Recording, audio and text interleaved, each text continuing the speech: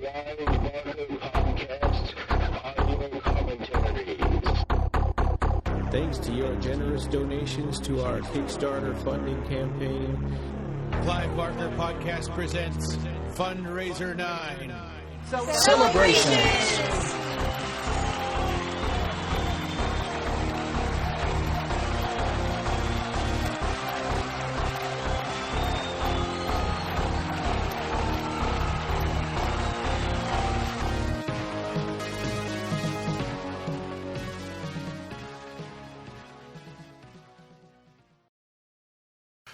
Welcome to the Clive Barker Podcast, and this is we're returning to our A-Z Commentaries, and the last chapter of that book, right, is Z for Zombie.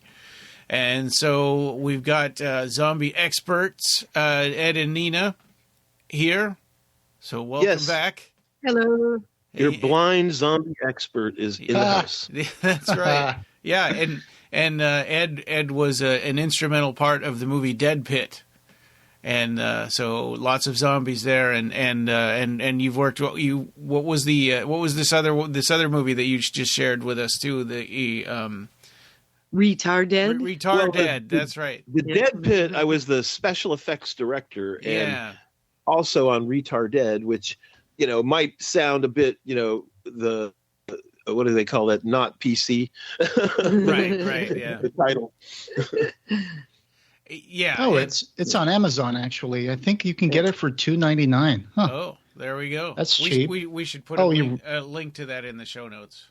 Oh, it's to rent it. Okay, I see it. Okay, cool. And The Dead and the Damned is another zombie film. The trailer that was done. We can put some of this stuff in Jamestown. Up on the show notes if you want. Give you sure.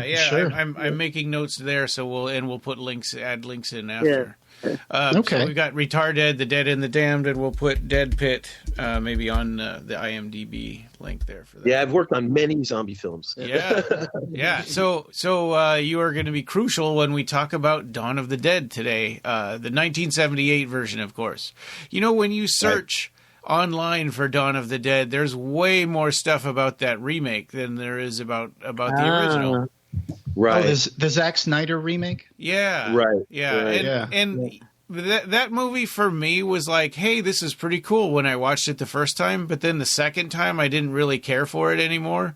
And then I even sold the DVD, which I never do.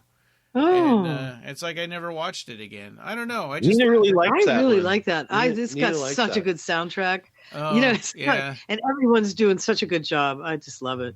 Yeah, the effects are quite good. Yeah. Right. Yeah. Are we talking? I don't know. Are we still talking about the 2004 or the 78? Well, we were talking about the 2004. Right. Oh yeah. Briefly, the fast moving. I had it too. I had the DVD for that one. I think I might still have it in a box somewhere. And I mean, the screenplay for that one was written by James Gunn, and it was directed by Zack Snyder. Yeah. From Guardians of the Galaxy fame. Yeah. Exactly. Yeah, James Gunn. It was a well-made movie, and and the acting is all great in it and everything. It's just there's something about it that it's kind of like, and this doesn't happen to me very often, but it's kind of like I've seen it and I don't need to see it anymore. It kind of loses that 70s feeling, right? That late 70s feeling, and it's got this more, it's definitely feeling. It feels like a modern film, Yeah, and I think from that movie, I like two things about that movie. It's an okay movie, but the things that really standed out to me from the Zack Snyder version were the opening scene where the nurse comes home. Yes.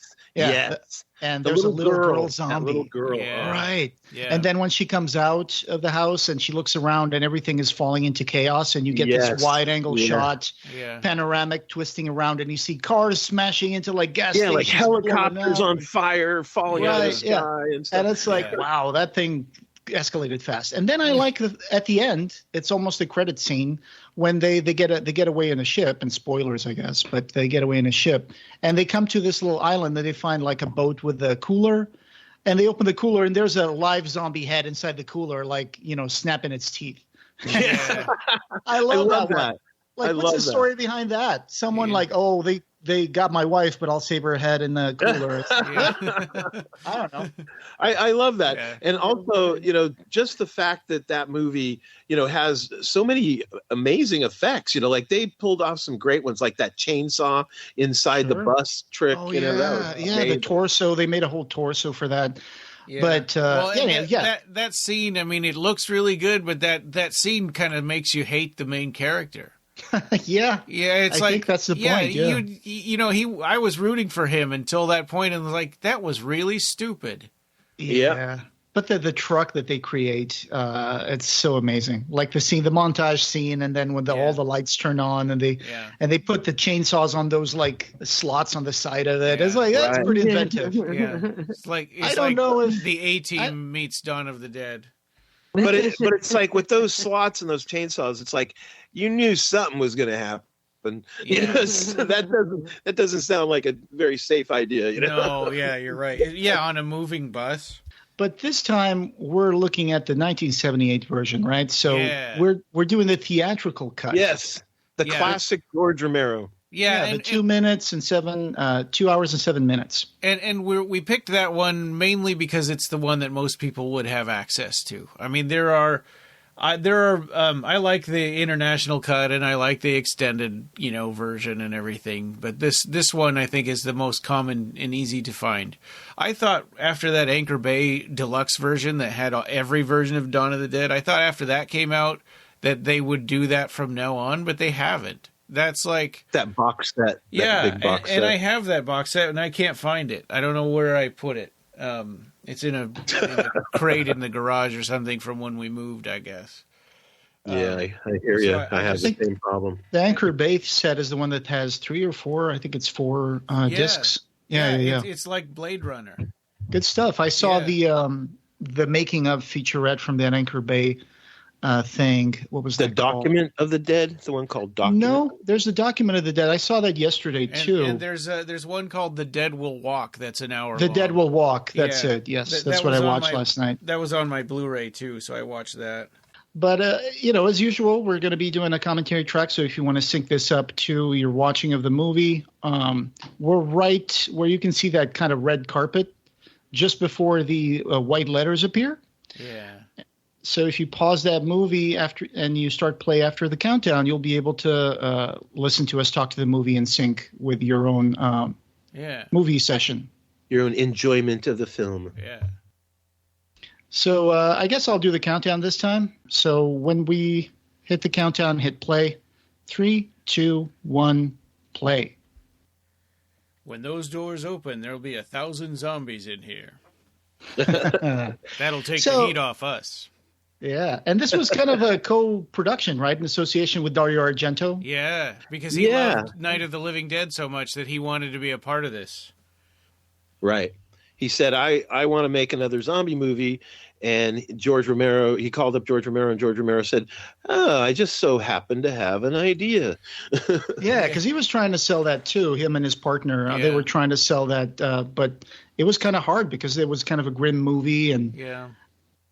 But Dario Argento, he even cut his own kind of different version for the Italian market, right, with its own music by Goblin. Yeah, it was called he said, Zombie 2, I want to have the rights. I want the rights for the distribution of Europe or Italy. Yeah. But, I'm going to make my own music, my own Goblin, and that's a very interesting band. And it has, and that cut is different. Like the ending is different and everything too. Yeah, here's a cameo by the director right there. Yeah. George Romero. He's the TV director. You'll also and his wife. You'll also see a cameo of Balky from Perfect Strangers coming up pretty soon. Seriously, really? I didn't even know that. Yeah, wow. He's the one that tells Fran that she can go ahead and leave if she wants because they're going to quit at midnight anyway. Really? Oh, okay. Yeah. I know that George Romero's soon-to-be wife, they're not married yet, is sitting there with him, I believe, on that console. Yes, the blonde lady. Mm-hmm. So this is a cool scene, right? So everybody's arguing about what's going on. Looks like it just started, the whole zombie thing. And there's a panel of people arguing. And this movie was kind of directed a little loose, right? I mean, these two guys, they kind of practiced this whole thing on their own. Yeah. And they just brought it to George. And It was like the way rehearsal. theater actors work, the way that they would ad lib, you know. Yeah, they didn't even rehearse. They went into the take and they said, I think that was the first take, because they kind of came up with this dialogue on their own, the two actors. It's great. It's great. Good stuff. Yeah. Yeah, and it kind of shows how nobody's on the same page, and because the people can't get it together, that's part of why the world falls apart. And I love the kind of lines of speech that he says, like, "You're not directing a talk show here." Yeah. You know? You're not going to be able to pitch the moral bullshit that they want to hear. Yeah. So I guess I can't help but make a connection with the pandemic and the way that, when people get afraid or when something bad happens that is transgenerational, trans demographic, nobody can get away from it. We start losing vision of ourselves as a group of people trying to fight a menace, and we just start focusing on our own individual needs and protection. And that's when things fall apart. It's amazing here. Like, this guy is actually telling the truth over there. He's saying, like, the people that they kill get up and kill, and everybody's like, you're stupid. That's not possible. Right. Even all the people in the crew there are like making fun of him and think he's stupid, and they're walking off the set. He's the deniability, right?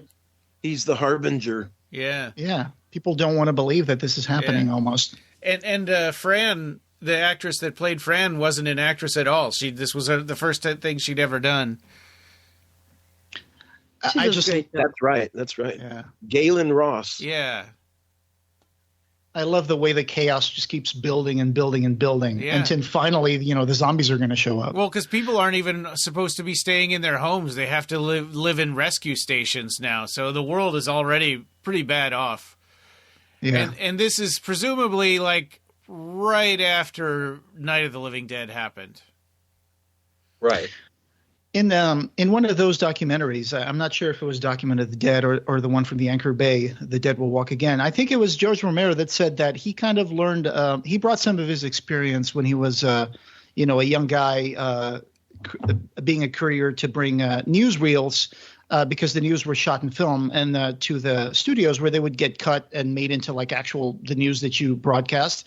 Yeah, he had to bicycle them from station to station. Right. And then he kind of based his experience on the, what do you call the back of the studio where the TV goes? The cutting room, I forgot what it's called. Edit bay, yeah. So he kind of learned the trade of it a little bit by looking at these guys cutting the film and smoking and whatever. I'm pretty sure they shouldn't be smoking when they're handling film.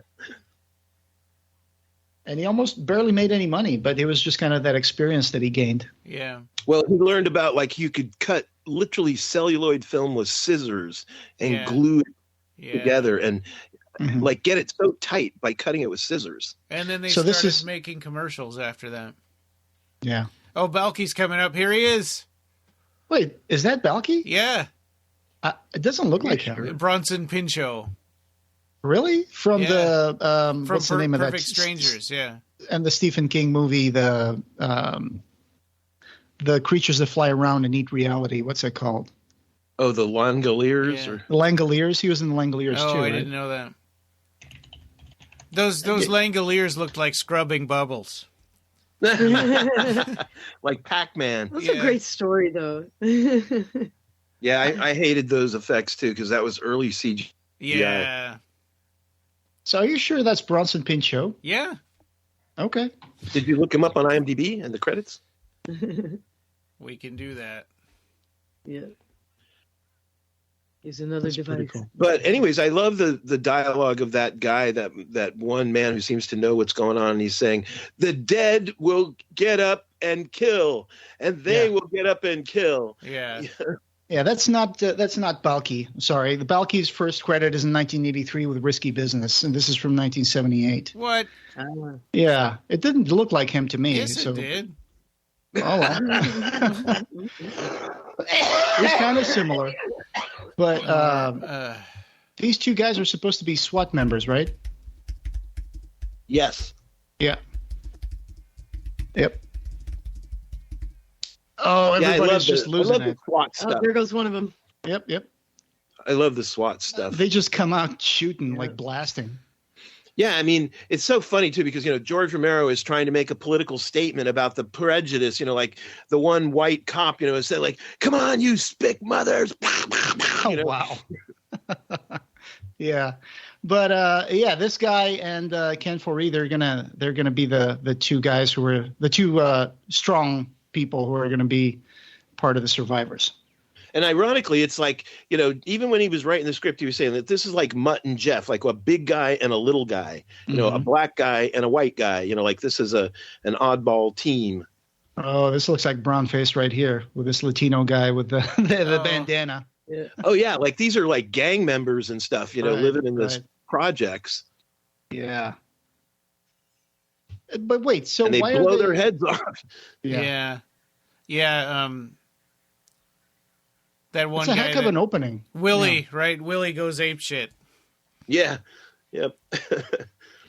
And the effects in here, amazingly, some of them, like one of the exploding heads, was actually going to be Galen Ross. Like there was a story about, spoiler alert, at the end of the film, there was going to be the people escaping off the helicopter off the roof. There goes the head. And they built the head of Galen Ross because she was supposed to get her head decapitated, and they decided not to do that. So they saved that head, and they used it here in this, sequence with all the heads exploding and stuff. Well, I'm glad they didn't do that to the ending. That's pretty harsh. Oh, yeah. No, I mean, to a pregnant woman. I mean, I'm not going to call it spoilers anymore because if you're watching this is from 1978. Yeah, it's a little late. Yeah. But, 45 Ken was supposed to blow his brains out when he's surrounded by zombies. He does in the European cut. Yeah, and the girl was supposed to, forcefully put her head in the blades of the helicopter and just commit suicide that way when she was above. But yeah. Well, but then they decided to do something different. And in the European cut, she still flew away, at least. Right. You mean she gets on board the helicopter and goes with the black guy? No, he in the European version, he shot himself. From what I remember, he shot himself, and she got away by herself.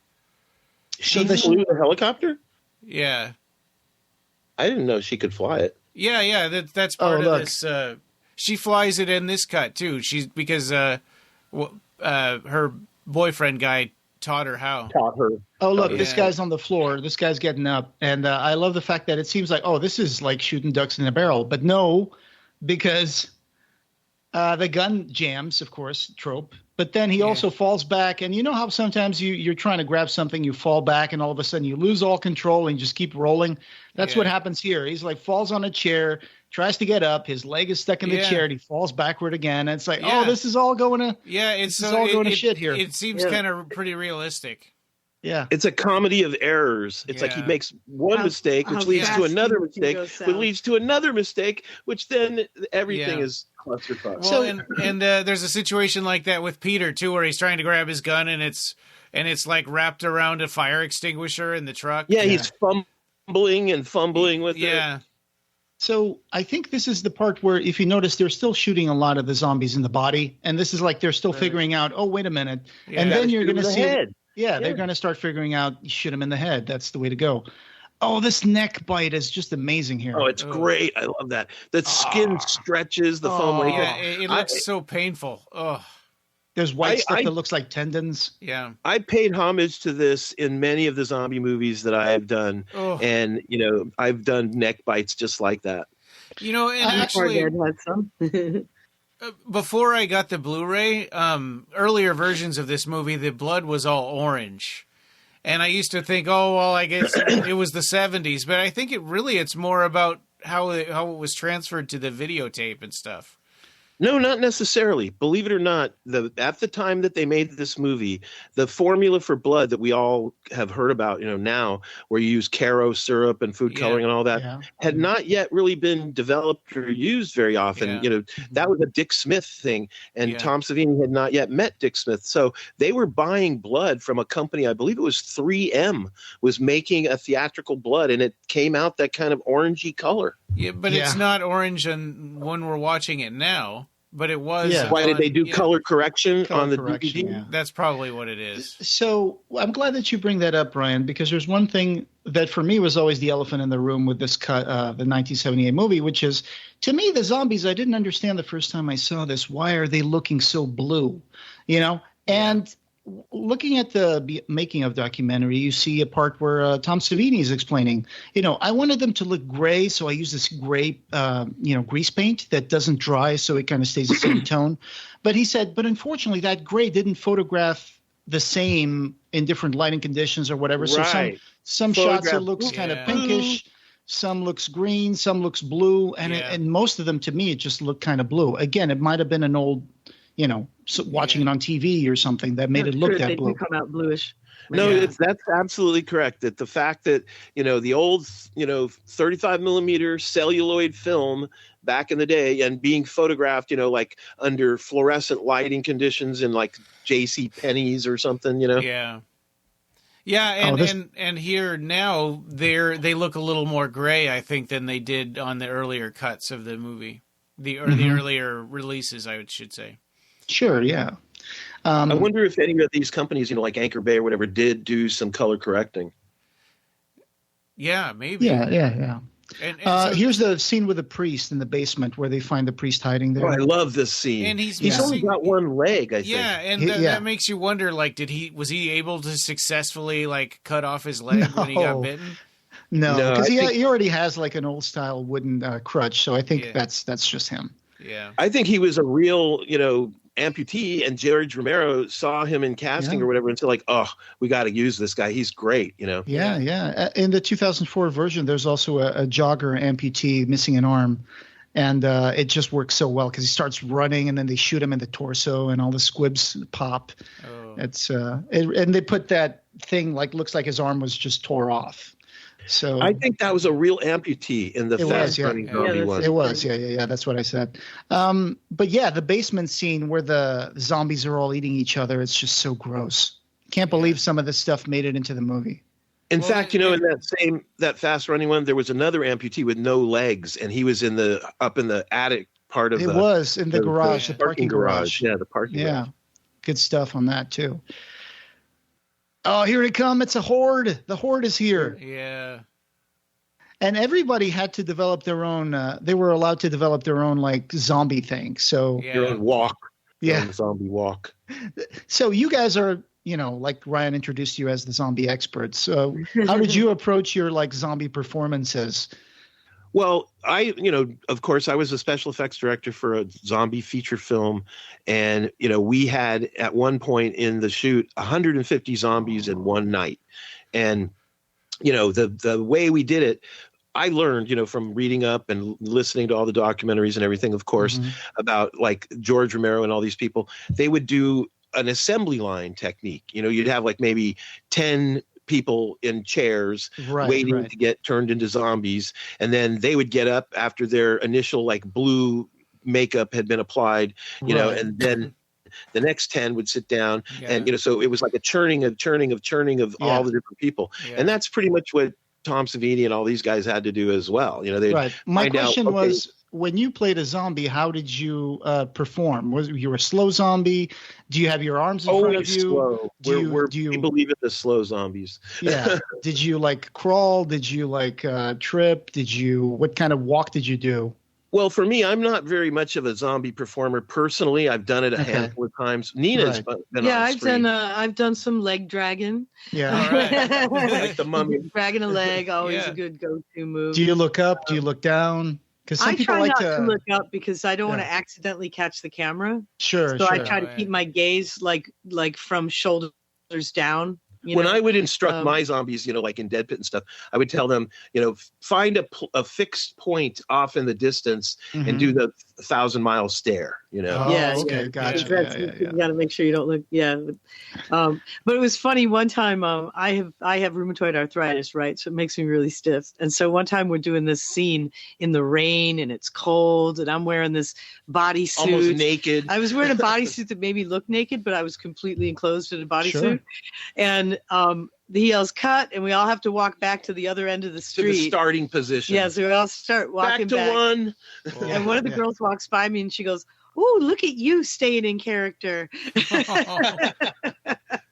Because I think her nipple was poking out or something. Rubber fake breast. It was fake. Yeah, it was a fake breast bodysuit, like it was a naked bodysuit with some of the muscles showing, like as if I'd been bit into. Or skin. Yeah. Like she was... And so I had a torn hospital gown, like in tatters, just hanging off this. So she could have peekaboo. But I was so I was pretty stiff because it was raining and cold. So rainy, I was in character the whole day. So here we had David MG as Stephen showing up. He's the cop. He's the one who finds the operator is dead and the post and he makes the report. It seems like he's always kind of trying to be as cool as the other SWAT guys, but he doesn't have the training that they do. I don't think he's a cop. I think he was like a news. He's a reporter. Yeah, right. Okay, yeah. He's a reporter. Right. You're right. Sorry. But yeah, he's the flyboy. They call him Flyboy, yeah, because he, like you say, he teaches her to fly the helicopter. Because I think at one point they're talking and he says something about like, I can't keep going. I need sleep. I need rest or something. And they have to teach someone else to fly, Yeah. Right. Sorry about that. He's so when they just showed for a second him shooting the operator guy, So do you think that do you think that guy was a zombie, or do you think he just killed him so that he could take the helicopter without anybody asking questions? No, he was a zombie, or he had been bitten. And it would be dying. A little out of character for him to do that, but it was so quick. Yeah. But what's interesting is when he tries to shoot the black guy accidentally. Yeah. So bad shot, Peter. Yep, right. But she didn't have a lot of acting training. I don't think she actually was an actress at all. She just decided to go to the audition. Yeah. I said that at the beginning. Right. And she did a great job. I mean, I heard about, like, she went to see this one acting coach that she had, a female old lady, from Russia, and that Russian acting coach, like helped her through, understanding like how to be terrified and what would you do in this scene where the zombies are getting your leg and I always wondered if this part here was kind of like they're flying over the Night of the Living Dead aftermath. Yes Yeah, I think so. I mean, you see the military down there, you see rednecks, they say, right, exactly. Good point. Yeah, that's where they're like, that's it. Yeah, that's another one for the fire. Yeah. Yep. Exactly. Like in the first film. Yeah. They're still, thinking that they got this. They're under control. They're drinking beers. They're having fun. Just wait until the horde comes over. Yeah. Right. Or one of their people gets bitten and they don't, and they don't quarantine him or whatever. I think this is goes a little too far in the whole posse. Let's drink beer and shoot zombies things, because they're in the rural area, so they probably would know some of these people that they're shooting. It's not really a celebration kind of thing to be shooting like, Jack from the farm next door, That's old man Jackson. He owes me $20. Yeah, you shot Mr. Magruder. Oh, no. I would shoot him for $5. Okay, you got me. I guess you could think that. But you have a good point. That's funny. Because they're really laughing it up, drinking beers and stuff. Oh, I know. And the music is really the icing on the cake. It's like because I'm a man. Yeah. I'm a man. I never treat a woman right. Yeah, I'm listening to this without sound, just with the subtitles on. But that's good. So we also watched a Grim Collective where they went back to this location of the airport. Yeah, these YouTubers. So the gas pumps are long gone, but the light fixture is still there. The YouTubers Monroeville, right? Locations to find, the mall. Oh, here's the head gag. The Frankenstein zombie, because he definitely looks like Frankenstein. It's a little flat topped. And there's kind of a long stretch to make this happen to this guy. And there had to be they had to have climb a bunch up on some crates. Yeah, right. Exactly. Accidentally climbs on some crates. Yeah. It's like the effect kind of drove the story in this part. Yeah. Yeah. First time I saw this.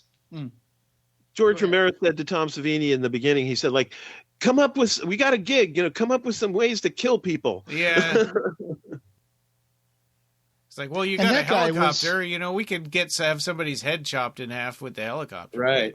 Yeah, well, the whole ending with Galen Ross was going to be decapitation, remember? Yeah. That zombie that gets the head chopped off by the helicopter, wasn't he one of the pilots that I think I remember seeing an interview with him where he's like, yeah, I came in later. Everybody else was already like shot most of the film. And there was this tiny little helicopter airport in Monroeville, I think.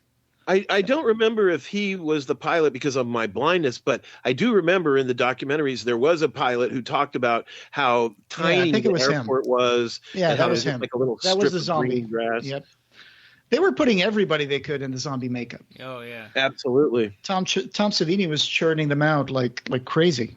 I really wanted to be in when Land of the Dead was coming out. I really wanted to go down there and be in it, but yeah, it all kind of. You heard about how miserable the shooting was, right? They were in Canada, and it was, I think, the winter, and it was freezing, and they, really? the ones that had to go in the water. Oh, right? That must have been horrible. Yeah. I heard like the girl that was, I think, the cheerleader zombie, like she had like a small wetsuit underneath, like one of those cut off wetsuits, so her legs still had to be seen. This scene is a little frustrating because Flyboy is fighting with a zombie on the ground. It's just a comedy of errors. Everything's going wrong.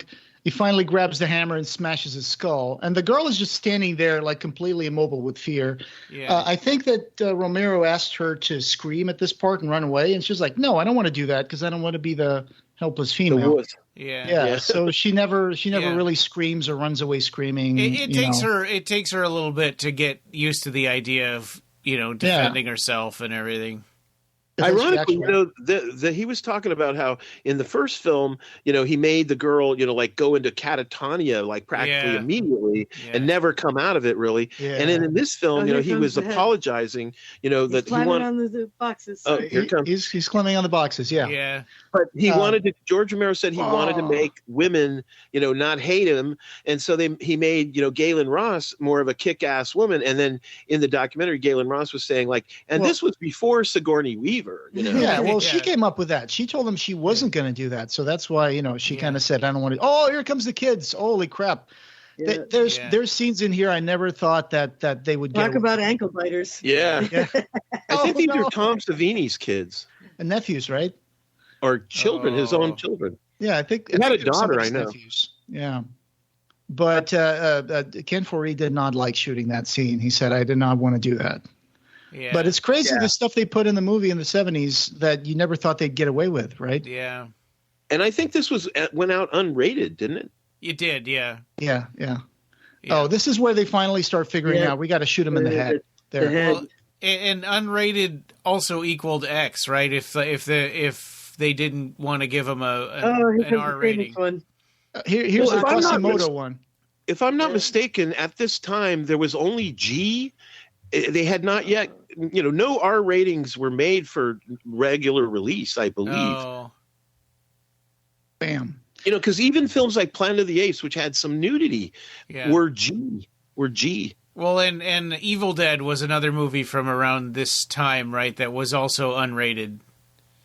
Right. Yeah. And, of course, Day of the Dead was definitely unrated. Yeah. Yeah, and that was much later. I'd like to do Day of the Dead too, because I mean that's really good, like this movie, but the zombie effects are a huge step up. Yeah, amazing.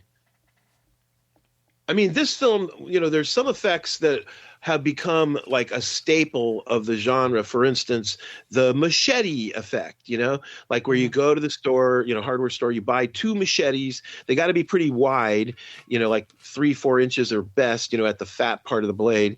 And you buy 2 identical ones, and then you grind a half round, like moon shaped cutout in it.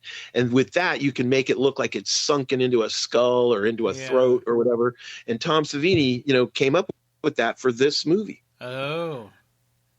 And Tom Savini started a collaboration with this movie that would go on for several movies. He worked with John Romero in Dawn of the Dead, Creepshow, A Day of the Dead, like you said, Land of the Dead, Creepshow 2, Night of the Living Land Dead. of the Dead. No. Land of the Dead.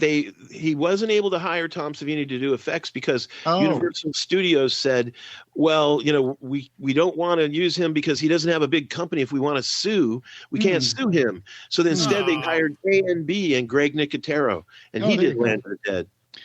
Yeah, but he did do Creepshow 2, and I think Night of the Living Dead. Of course, Tom Savini directed that remake. Yeah, the remake. Which we covered. I thought that Tom Savini worked with Romero before this, also on some other stuff like Martin, but I can't remember for sure. You're Martin? I think so. I think he was also in Martin, right? Yeah. He might have worked on Martin. I know he did Night Riders. He did Night Riders, Monkey Shines. I got the book for Monkey Shines. Yeah, and Diary of the Dead. Well, Diary is an older one. Later. I mean later. Yeah. So. Two Evil Eyes, I think, but that's Dario Argento. And George Romero, yeah. Oh. But he did definitely work on Creepshow. They've landed at the mall. All right. So what was the first time you guys ever saw a zombie on film? Was it this movie? Was it something else? Because I have my own experience. Go see old zombie movies, the one. White Zombie? Yes. Zombie? Yeah, I mean, the one that made an impact was Night of the Living Dead 1990. And that was what made me go, oh my God, I love zombie movies. And I had to go get all the Romero ones. And then I started getting other ones, and I realized that there were Tony also... Todd. Yeah. With Tony Todd. Yeah, and then I started to realize that there were bad zombie movies, and I was like, I'm going to stick to the Romero ones. But Ryan, was 1990 the first time you ever saw a zombie on film? Because that was my question. Well, I know, but I can't remember that. I mean, I know that's the one that made an impact on me, but I don't. I'm sure I must have seen zombies in movies before that. Did you see that in a movie theater? No, I think I rented it. Okay. For me, I think my first experience seeing zombies was the Michael Jackson Thriller music video. Oh, well, yeah. Really? So, yes, that would have been before this. I saw that, too. Yeah, and that's first... obviously that's a homage to George Romero zombies. Yeah. Sure. They're slow zombies and stuff. But to me, most people say, I loved Thriller when I was growing up as a kid. I loved that music video. I was a little scared of it. I'm not going to lie. Oh. Really? When I saw it the first time, I was a little scared of it. There was this zombie that made the worst impression on me. It's the zombie that opens his mouth and black goo comes out. Yes. Oh yeah. Oh, yeah. I couldn't even look at that. Too. There's a fat bald one. Yeah. Too. I was a little scared of that music video the first times I saw it. Oh, I thought it was cool, and that and like Ozzy Osbourne as a werewolf on Bark at the Moon, that was so cool. Oh, that's a great photograph. You know who did that makeup? Was Greg Canham. Really? Academy Award winner. Yeah. Well, he did an amazing job. Bark at the Moon. So they arrive on the roof of the shopping mall and they see that there's mall walkers inside, but there's not the usual mall walkers. There's zombies. Yeah. They're there because I guess not the 70-year-old ladies walking. right, with their little balance shoes. So this is like they say, well, this is a place that familiar to them. It's a comforting place. So this is the part where we get into them. It was important. Consumerism, consumerism critic. The idea of people who just wander around the mall like zombies. And nowadays, the malls are turning into zombies, right? There's so many dead malls out there. Yeah. Well, yeah, they're going out of business like Amazon and online shopping. Put it out of business. But when this came out, indoor malls were like really rare, and so this was like they're like, that's one of those indoor malls. One of those brand new. Yeah. This poor mall got so abused by this movie. Yeah. It's crazy. They blew up windows. They drove cars and motorcycles into it. Yeah. I mean, Jesus. Yeah. I wonder. There's still people that go to this mall nowadays. Oh yeah, every year there's like a convention that happens, like an anniversary once a year. Well, did you see? I posted a picture of in our chat of Tom Savini walking around in the Monroeville Mall in 2021. Yeah. Not only that, but there is actually a bronze bust and a plaque of George Romero. Now that he's passed away, it's got his birth and his death date on the plaque. I wonder if they still play that thing that sound of that lady talking about how you can get a free bag of hard candy with every purchase of $5 or more. Probably not. If you ever watch that store is probably a GNC vitamin shop or something at this point. Yeah. Or a Yeah, nail in barber shop. Yeah. You know, in the fast running zombie one, you know, they made the mall again, and one of the names of the stores, you know, a fake name for a store that was in that fast running one, is Galen Ross. Oh, Like- really? Like it's a female department store Right, for right. women's clothing. Oh. Instead of Ross clothing. Yeah, Um, that's great. I looked up the Monroeville Mall and I found out something curious about it. It's currently the 8th largest shopping mall in Pennsylvania.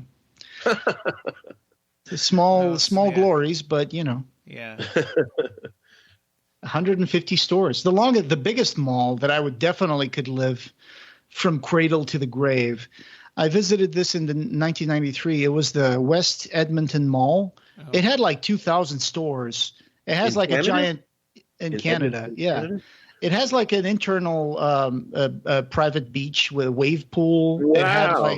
It had like a central kind of lake with like a fake little submarine that you could take a Wow. dive in, and they would show you like Like a slideshow or like an something. aquarium. Yeah, like an aquarium. You're going through the aquarium that's in the I center love of the stuff mall. like that, like back in the old Disneyland when they had the Nautilus submarine and stuff. And it has an indoor rode in it. roller coaster too. Wow. That's really cool. Like the one in Logan's Run, that giant dome city was a mall somewhere in Texas. Oh, wow. But anyhow, as far as this movie goes, you know, one of the things about the mall was that before George Romero wrote this movie, he found out from some friends of his that they owned this mall, and they took him on a tour. And when they took him on the tour, they took him to all the places behind the scenes that nobody was allowed to go to. And he saw all these crates and boxes full of, you know, canned food and everything from the CDC, and, you know, like as if this place was intended, if there was a disaster, you know, that people could come here and there would be like a bomb shelter and, you know, a refuge. And so Really? George Romero got the bright idea right then and there. He thought, this would be a perfect place to come if everything went to hell, you know? Yeah. Yeah. It was really hard for them to light up the shots in this mall because it's a large mall. They didn't have a lot of lights. And so they had to use the mall lights, and they had to really plan out how to light the shots. Because if they want someone to be in a corridor and you want to shoot a scene in a corridor, you can't just have that section of the corridor lit up and the rest of it's going to be dark. Yeah. Yeah. Hey, there's the Hare Krishna. Hare Yeah. Krishna zombie. He's going to show up later. Yeah. And that car is going to be one of their escape things. That little car there. Yeah, They got the car from the Escalator zombies. Oh yeah, the escalator zombies are awesome. That old dude, the bald guy, fat bald You guy. know, just- if you spot a Santa Claus zombie, that is George Romero himself. oh, there's a Santa Claus zombie. Oh, I got to really? look him up. That's awesome. It's just dead zombies on the escalator. They should all fall on their face when the escalator comes up. I don't know where it is, but there's a fat zombie with his swimming trunks, and he's, you know, no shirt on, and Yeah. he bounces against the glass on the doors in the front. Yeah, that's like halfway through the movie. And he slips and falls into the fountain, right? And it looks Later, like same, it looks like he same guy. really fell down on the edge of the fountain and slid in. That's like, that would really hurt. Yeah. That guy was like a real trooper, man. Yeah. He's in the making of. He talks about that in the making of documentary, I think. Oh, really? Bam, boom. Now this is the part where the slow zombies. You can still run through them, right? Because they got the rigor mortis thing going. Yeah. That's If something there's I not never. too many. There's not Yeah. too many. And I never Yeah. really understood that thing about the fast zombies. I don't. Because yeah, okay, I I don't can see care them being for it. fast at the beginning when they're freshly dead, Yeah. but once they start getting like all gray and rotten, they should start walking slower until they just crawl at you or something. Okay, well, you've opened up the can of worms about the fast running versus the George Romero slow zombies. Yeah, And I this know. is a huge debate in the world of horror fandom, zombies and stuff. Yeah. And I personally love, of course, the slow George Romero classic zombies. Mhm. But, when you get into it and you start talking, like, for instance, George Romero was interviewed and he was talking about how he was going to go do a talk with, Mel Brooks's son, who wrote World War Z and stuff, Yeah. and Yeah. that guy, Max Brooks, when he comes up to a podium for a talk, he brings with him like all these weapons and stuff that are for the fighting of zombies. Like there's in Yeah. World War Z, they invent this thing that's like a combination of a shovel and a pickaxe or something. Yeah. He brings that kind of stuff with him. Awesome. And George Romero was saying, like, well, we're going to have it out, and we'll see who ready for the Battle of Yonkers. Yeah. Yeah, there's a big thing in his book about the Battle of Yonkers with the zombies. I've listened to the audiobook part. I think the World War Z was a sequel to the Zombie Survival Guide, right? That he also wrote. Yes, he wrote both of them. Yeah. But anyways, so in discussion about fast running, like, in the movie World War Z with Brad Pitt and everything versus, like all these other movies too, like Return of the Living Dead has fast moving zombies. Yeah. The 28 Days Later has what could be argued not necessarily zombies, but they're whatever you want to call the rage virus, plague victims or whatever, Right. But we have all these schools of zombies. In fact, they asked George Romero, so what do you think, George, like of all the Walking Dead and Return of the Living Dead and all these things? And he said, I'll tell you 4 words. They piss me off. Because he said, like, this was my backyard, like I came up with this thing and now everybody and their brother's doing it, He's right. Well, it was inevitable. Right, and I can't complain because it gave me many paychecks myself. But there's something that Tom Savini says, which is the way that he sees it. There's so many fans of Romero's movies that all the other zombie films are just kind of like, keeping them busy until they get the next George Romero film. True. Well, yeah. I mean, and there are good ones too that don't directly copy Romero, but like The Walking Dead really did rip off Romero, the comic. Yeah, you know what he said about that? He said, The Walking Dead is a soap opera with zombies. Yeah. Uh-huh. It kind of is, yeah. We just saw the scene where Steven slides down, not Steven, but this guy here, Roger, I think. Roger, he slides down the escalator through the center of the metal That was part. his idea. That was just a kind of a last minute But nowadays you can't do that because they put these like rivets. Bumps on them. Yeah, rivets. Right. And because this was such an early mall, I guess they didn't have those bumps on the thing in the middle. Yet. Sure.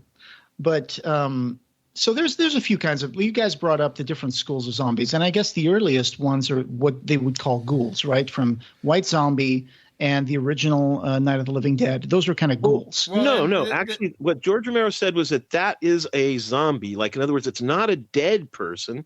It's a living person that was given this, like, blowfish dust or whatever, like in, what's the other one? Like Serpent in the Rainbow. Like the hoodoo zombies you're talking about?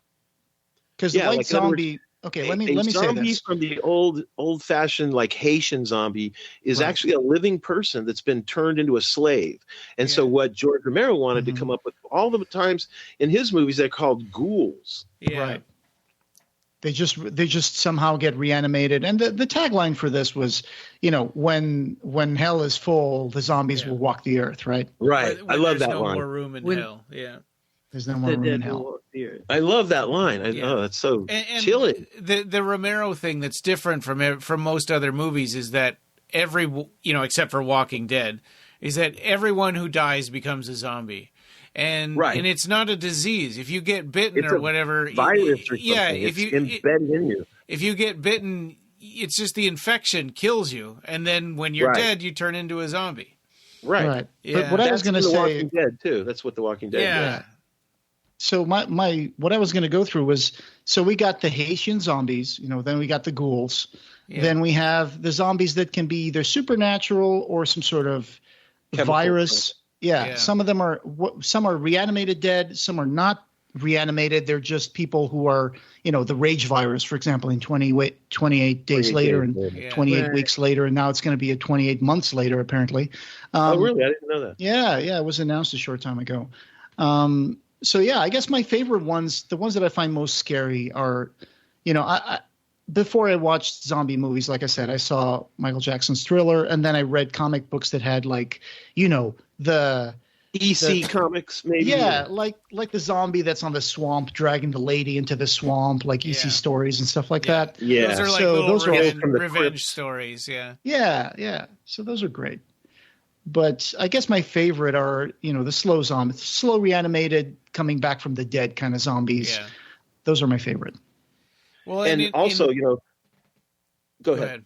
I was just going to say, there's so many other countries too, like Japanese zombies and Chinese zombies, Italian zombies, and Philippine zombies, and I wrote a Hellraiser fan story once that dealt with Japanese zombies. Yeah, like that there was a lament configuration that would show up and that this guy would steal it and go into Japan, and they would come to track him down, and then it ended up with something like there's a myth about these monks that walk reanimated dead that died away from their fatherland, from their town, and they supposedly reanimate them and walk them like ducks on a row to take them to their actual villages to be buried. So I try to incorporate that into my little Hellraiser story, but I don't know if I still have that. I have to find out. You could use origami for the box. Yeah, exactly. But let's be honest. Would a shopping mall really be a good hideout against the zombies? Because those places have glass all over them. They're so open. Right. They have so many doors. Well, in the beginning, they do go out and get those diesel trucks to try to secure, the entries and stuff. But you're right. It's just like Swiss cheese. It'd be full of holes. Yeah, right. Because if you wanted to reinforce all the entrances to a mall, man, that would be some undertaking. You'd be welding and, Yeah. Like in the new movie, how they built that bus with all the welding and everything that they had to do to it, Oh, there's the Hare Krishna zombie again. Yeah. He looks like the guy from Shock Therapy. Yeah, Brad. What's his name from Rocky Horror Picture Show? Riff Raff. Exactly. Yeah, Riff Raff. While you were talking about international zombies, I wanted to say that my favorite, I think, zombie film or zombie scene in a film I didn't work on is the sharks fighting zombies. Underwater sharks. Oh, yeah. That's the Italian one. Yeah. And in scene the I wish I had that we had came up with. Yeah. The other one too that's really creepy is the long slow of a zombie pulling a woman's face and eye towards a splinter. In that Italian zombie one. My trauma. Where she pierces. You have to look away.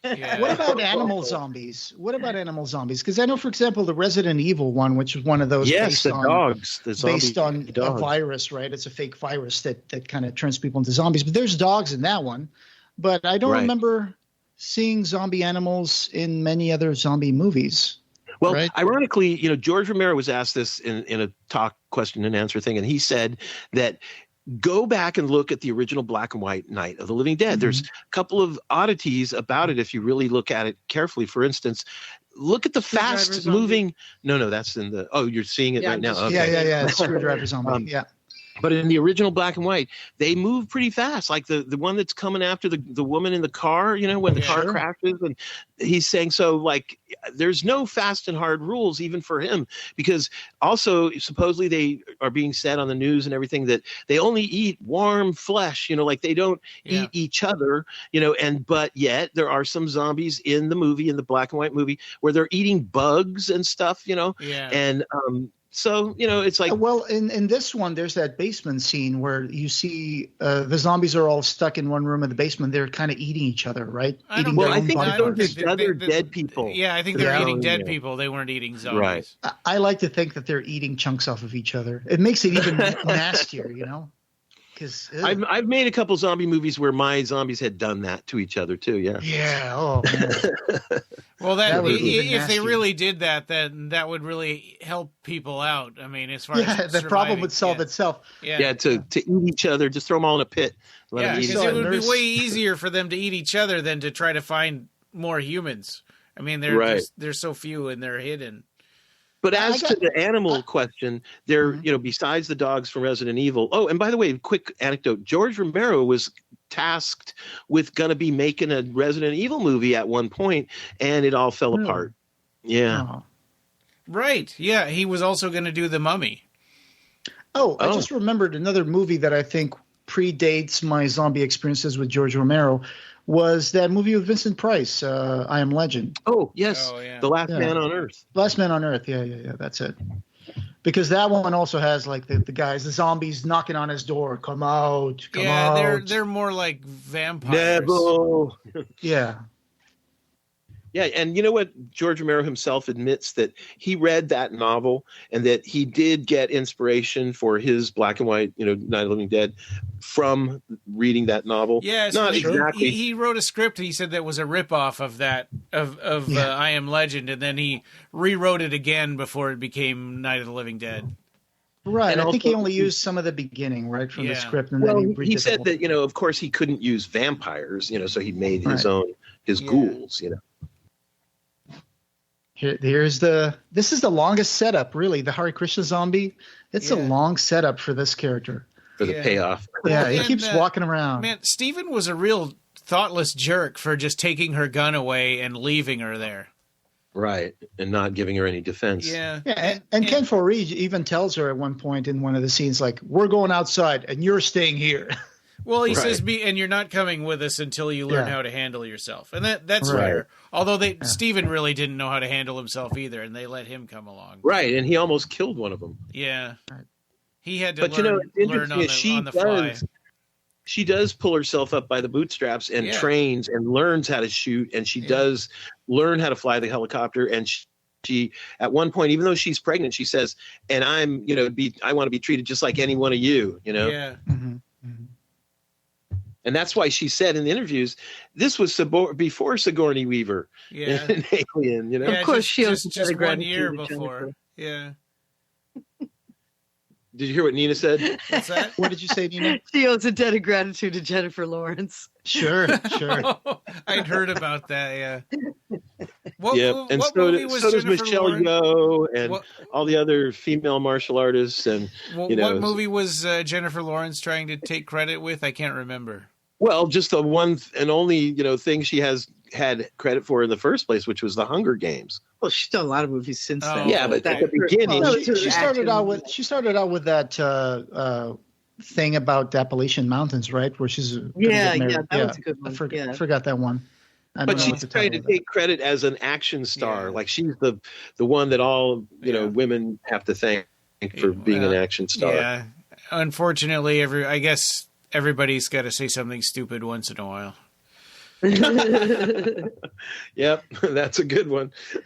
It's so funny because actors so often on talk shows and things, or when they're being, asked in an airport a question or whatever, if their lines are not written for them, they often stick their foot in their mouth. Yeah, and I think the rest of us are lucky that we don't have people recording everything we say all the time. Is not being recorded. Yeah. There's one thing I found out while I was researching for this movie was that Romero, I don't know how true this was or how tongue-in-cheek this was, but once he had plans to make a musical called Diamond Dead, which was going to be like a zombie theme musical, but the studio didn't want to do it. Didn't go for it. No. Yeah, he's had so many projects. Like, are you familiar with some of his other kind of lesser-known films like Bruiser? Do you know about Bruiser? No. Yeah, that's another odd film that he made that was shot down in Canada and stuff. And then, of course, about Monkey Shines, right? Yeah, I got the book. I got the paperback from Michael Stewart right here on my desk. I love the story. Give the plot real quick and a synopsis of that. Oh, sure. I mean, it's a man and a monkey, and he's in a wheelchair, and so the monkey helps him out. He's a paraplegic. Yeah, he's Alan, a bright Oxford law student and outstanding athlete, is suddenly left paralyzed by an accident.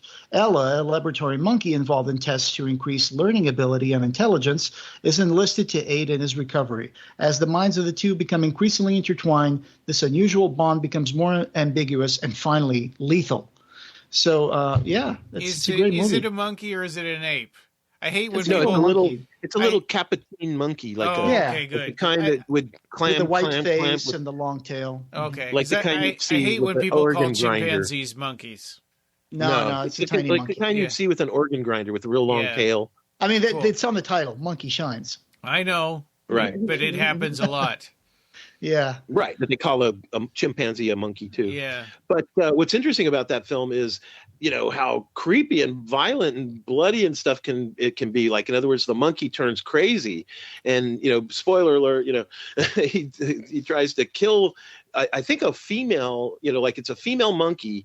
And even in real life, the monkey trainer and stuff, had to wait until the monkey was in heat to bring it to the set so that it would cuddle up to the guy, playing the wheelchair bound guy. Really? Because they needed some scenes of the monkey being nice to him, So they had to wait. So the monkey got a little jealous of that. That's okay. I didn't know that the monkey was in heat. Yeah. Holy crap. That's just weird. For those scenes where they got it to cuddle up to the man and stuff. And, and he's completely helpless. He can't move a muscle. And the monkey has to get like right up next to his face and, his neck and stuff. Oh, I found out more information about the musical Diamond Dead. So it was going to be the story of a female musician who joins a rock band only to cause their untimely deaths.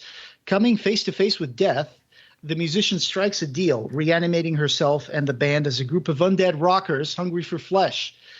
Set to feature music by the Rocky Horror Picture Show composer Richard Hartley, and with alien Helmer Ridley Scott at once attached to produce, Diamond Dead was an attractive proposition, and several big names circled in, including Johnny Depp and David Bowie. Sadly, the film was ultimately abandoned as it was viewed as too risky by the money men involved. I'll put the notes on the show. And that was going to be on Broadway, or I don't know. It was going to be a movie. It never made it to cinema screens, but it was revived as a stage musical by Dead Rock Productions, performed at various festivals across the United States, and won Best Musical Pick of the Capitol Fringe Festival in 2008. So there you go. That's interesting. I never heard of this. All these musicals got done, like the Evil Dead and, the what's it called? Rocky Horror toured as a live theatrical production as well and stuff. Yeah. And even stuff like Young Frankenstein and, all kinds of things were turned into live theatrical productions. Hey, I wonder what we could do as a musical from Clive Barker's books. Maybe Hellraiser the musical. Someone did try to do a musical. Someone did try to write a musical. I know that for a fact. I remember somebody was talking about doing a theatrical stage production of Hellraiser. Yeah. Even Gary Tunnicliffe, I believe, at one time talked about it. So they're kind of regrouping in this scene, right? So they're all sitting in the warehouse part of the mall, and they're listening to the radio, where people are still issuing denials that there's anything serious going on, and people are still kind of trying to contain it. And she's asking him a very important question, like she's pregnant, and she's asking the guy, Flyboy, Steven. Yeah, like, do you want to abort it? It's like, where would you go? We're assuming it's his, right? Yeah, and where would you go to do that? I mean, well, she could probably figure out. It would be safer not to. Yeah, in the Zack Snyder movie, they completely twisted that whole idea of the pregnant lady, right? So the pregnant lady. I didn't like that. You didn't? No, yeah, I thought it was an interesting. I don't like take. Zombie babies. Yeah, I don't like zombie babies. I like the zombie baby in Dead Alive or Brain Dead. That's a comedy. Yeah, funny zombie babies are funny. That's so over the top. It's hilarious. Well, yeah, I don't know. It seems like it's really tough to be a woman that's pregnant, and that's really hard on a man to begin with. And I don't know. It's like that's an easy fear to exploit. Also, she's pregnant and smoking on screen right now, which is hilarious. She also drinks too in this movie. I can't blame her though. My mom would have thought nothing of it. Yeah. Oh, there's a zombie stuck in a car. I think you have a particular look at it because you have a wife and she went through pregnancy and you have a child, so you can feel that, Oh, here's the chubby zombie against the window. Oh yeah. But I know as a woman, like looking at the pregnant one in the remake, the thing that us girls said, when I was in the theater with my friends, is that she was too skinny. Her ankles and her wrists were way too skinny. Like, no way. She'd had some bloat. Water weight. Yeah, I could see that. We're like, she ain't nearly bloated enough. Well, yeah, I know on TV shows, all they would do is stick a pillow in somebody's shirt. Right. Or when the woman is really pregnant and she's not supposed to be, they would hide her behind a couch or a refrigerator. Right. Or they would write it into the plot of the show. Yeah. Right. Well, yeah. And Married with Children, like... the wife, she was pregnant for almost the whole season. For real. Yeah. For real. Yeah. What's interesting too in this one is that there's a zombie, a person who gets bitten and is that fat person that's in a, overweight or heavy person, let's call it, swim trunks, that is actually a man in makeup to look like that person that dies. Do you remember? You know what I'm talking about? In the fast running one, the fast running one. And the makeup is so good that like most people can't even tell that it's actually like a stunt man. Yeah, the heavy set woman is actually a guy. Yeah. Oh yeah, sure, that happens a lot, right? I mean, starting with Blade Runner, where Daryl Hannah was replaced by a stuntman when she's doing the backflips. The theatrical, the acrobatics and stuff. Right. Because sometimes, a scene can be too physically demanding, or you have to do enough takes, and the person's like, I can't do any other takes. So they bring in another person, put a wig on them, try to not shoot their face, and sometimes it's a guy. I recently spoke to Jason Lyles, and on a podcast, he was talking about how, and Josh Russell was saying about how they did not have Jason Lyles operating the Chatterer jaws. It was impossible. Like, in other words, Nick Vince, had to keep going, and they motorized it. They had a mechanical motor doing that, so that Jason Lyles wouldn't, have to do it himself. But it turned out that, the head was so tight on him that he couldn't keep it on for more than like 15 minutes at a time. They have to cut and take it off, And Ken Foree is so cool. Yeah. Well, and Nina met him. Yeah. The Fangoria Weekend of Horror San Jose. Oh, that's cool. Yeah. Yeah, I think that honestly, I mean, both of the other two guys are both better than Steven, and they should have been with Fran, instead of Steven.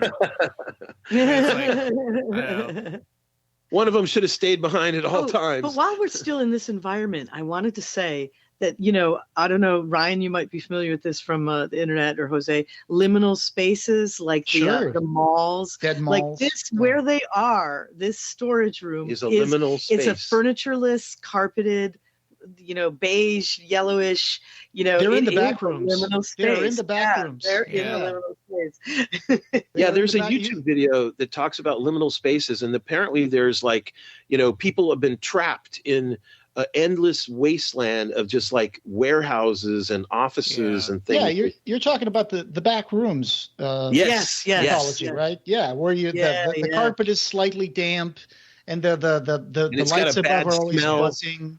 It's got a smell. And there's this crappy wallpaper all over it, and it goes on for millions of miles of labyrinths. I've seen that. If you go on YouTube, you can actually fall into that, you can go down that rabbit hole. That rabbit hole for the back rooms. They're doing a movie now. Are they? The back rooms. Yeah, they're going to make a movie. I mean, everything they make a movie like. It is a kind of genre of the creepypastas. There was the Slender Man was all over the YouTube and the internet, and then they made a movie about that. Terrible movie. Or that what is that woman with the big eyes? I forget. That became a thing too. Typhoid Mary? No, it was a recent internet creepypasta sort of a thing. Oh, okay. A woman with big eyes. Okay. Yeah, I can't remember. Yeah. So they got the BP trucks, old style BP logo. Yeah. British you mean the 18-wheelers, the diesel trucks? Yeah. So. Yeah, the whole idea is to pull those all around and block the entrances so that the zombies can't get in. Yeah, and this is where Peter kind of loses it. He gets super overconfident. Right. Makes a fool of himself. Screws up. They used to go to the studio early morning, like 3, 4 in the morning or 5 in the morning.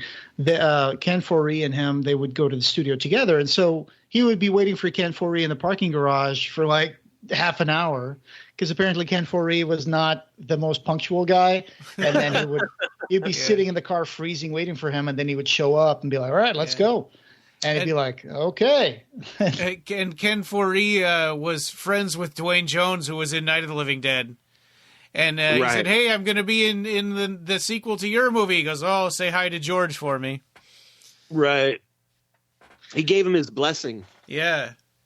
Ken is on Cameo now. He's been on Cameo since October of last year. Oh, so really? you can now, you can go to Cameo if you have that app and pay a fee for him to wish you happy birthday or something like that. He says, when there's no more room in hell, happy birthday.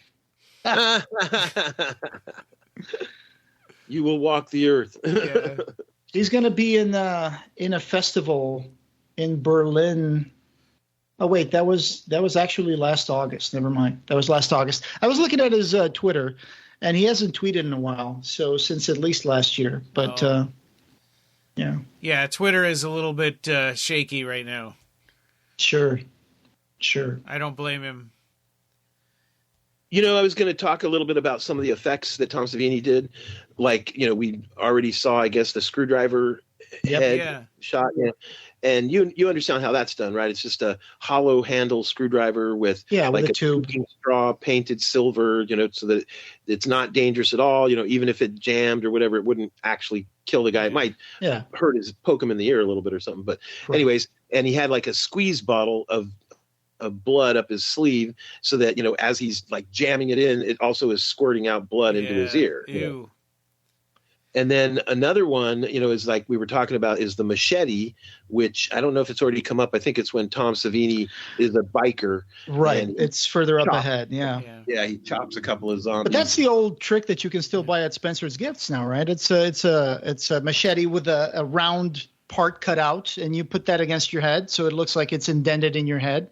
And then you just I don't know if you can buy them at Spencer Gifts, but I made mine. I would, you know, go to a hardware store, buy 2 machetes exactly the same, and then mark one and cut it with a, you know, metal cutting tool. Sure. I think that Spirit of Halloween has it. Yeah, they should have put a little more time into this plan. Like, why they should have had Roger staying there with the other truck until he hotwired it and then leave.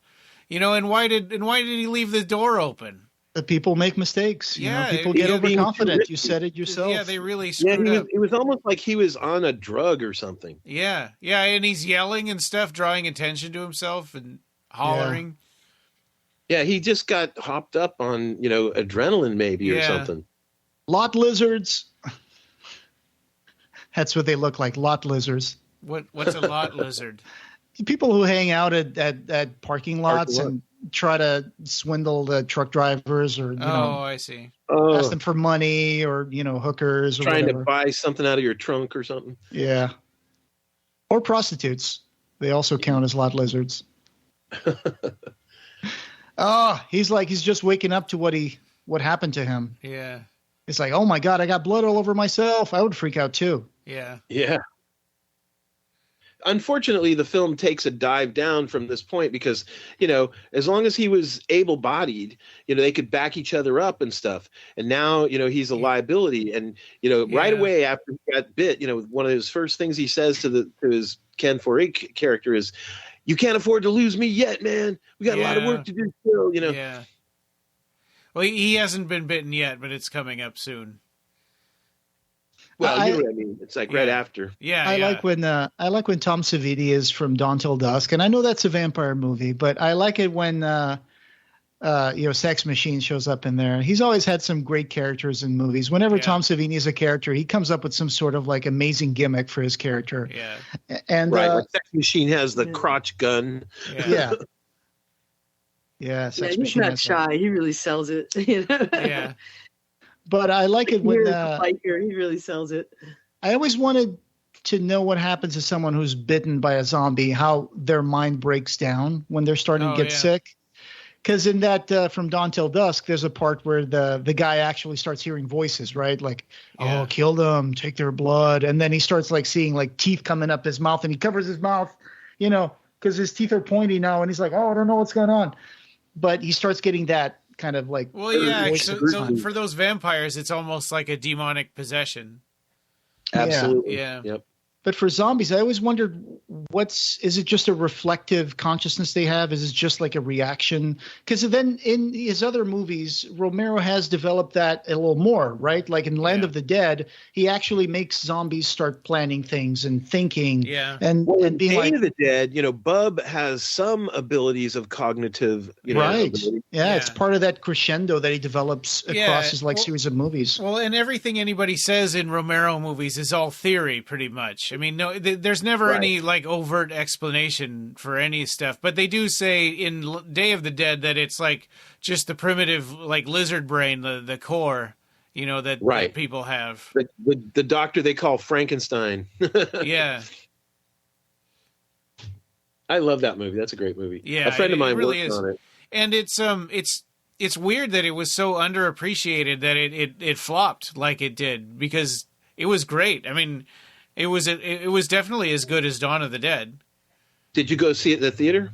No, I was too young. I did. I would have been I was 12, I think, when that came out. I mean, it was really weird because, it was playing in a theater, but yet it was unrated. Yeah.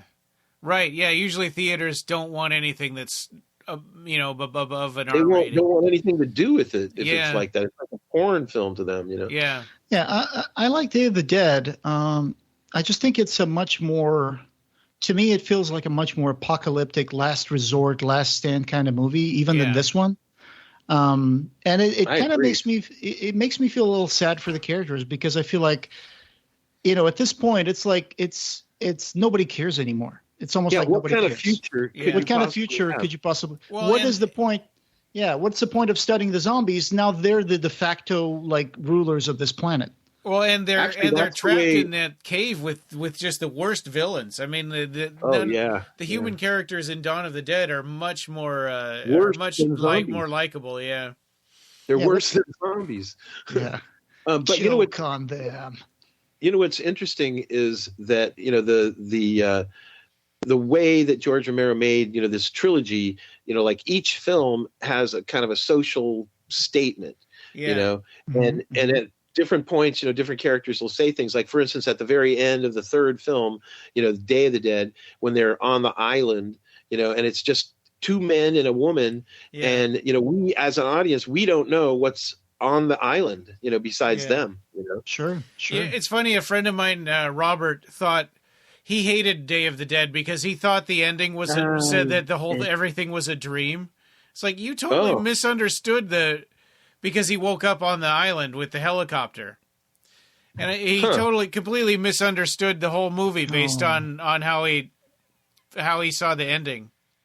Well, there is that one dream where she dreams about the arms all coming through the wall. That was great. And maybe that threw him off. Yeah, I think that's what it is. Yeah, it's like Phantasm, where maybe he thought the whole movie was a dream. Well, and to his credit, I mean, when movies do that, when they say everything you saw up to this point was just a dream, that is terrible.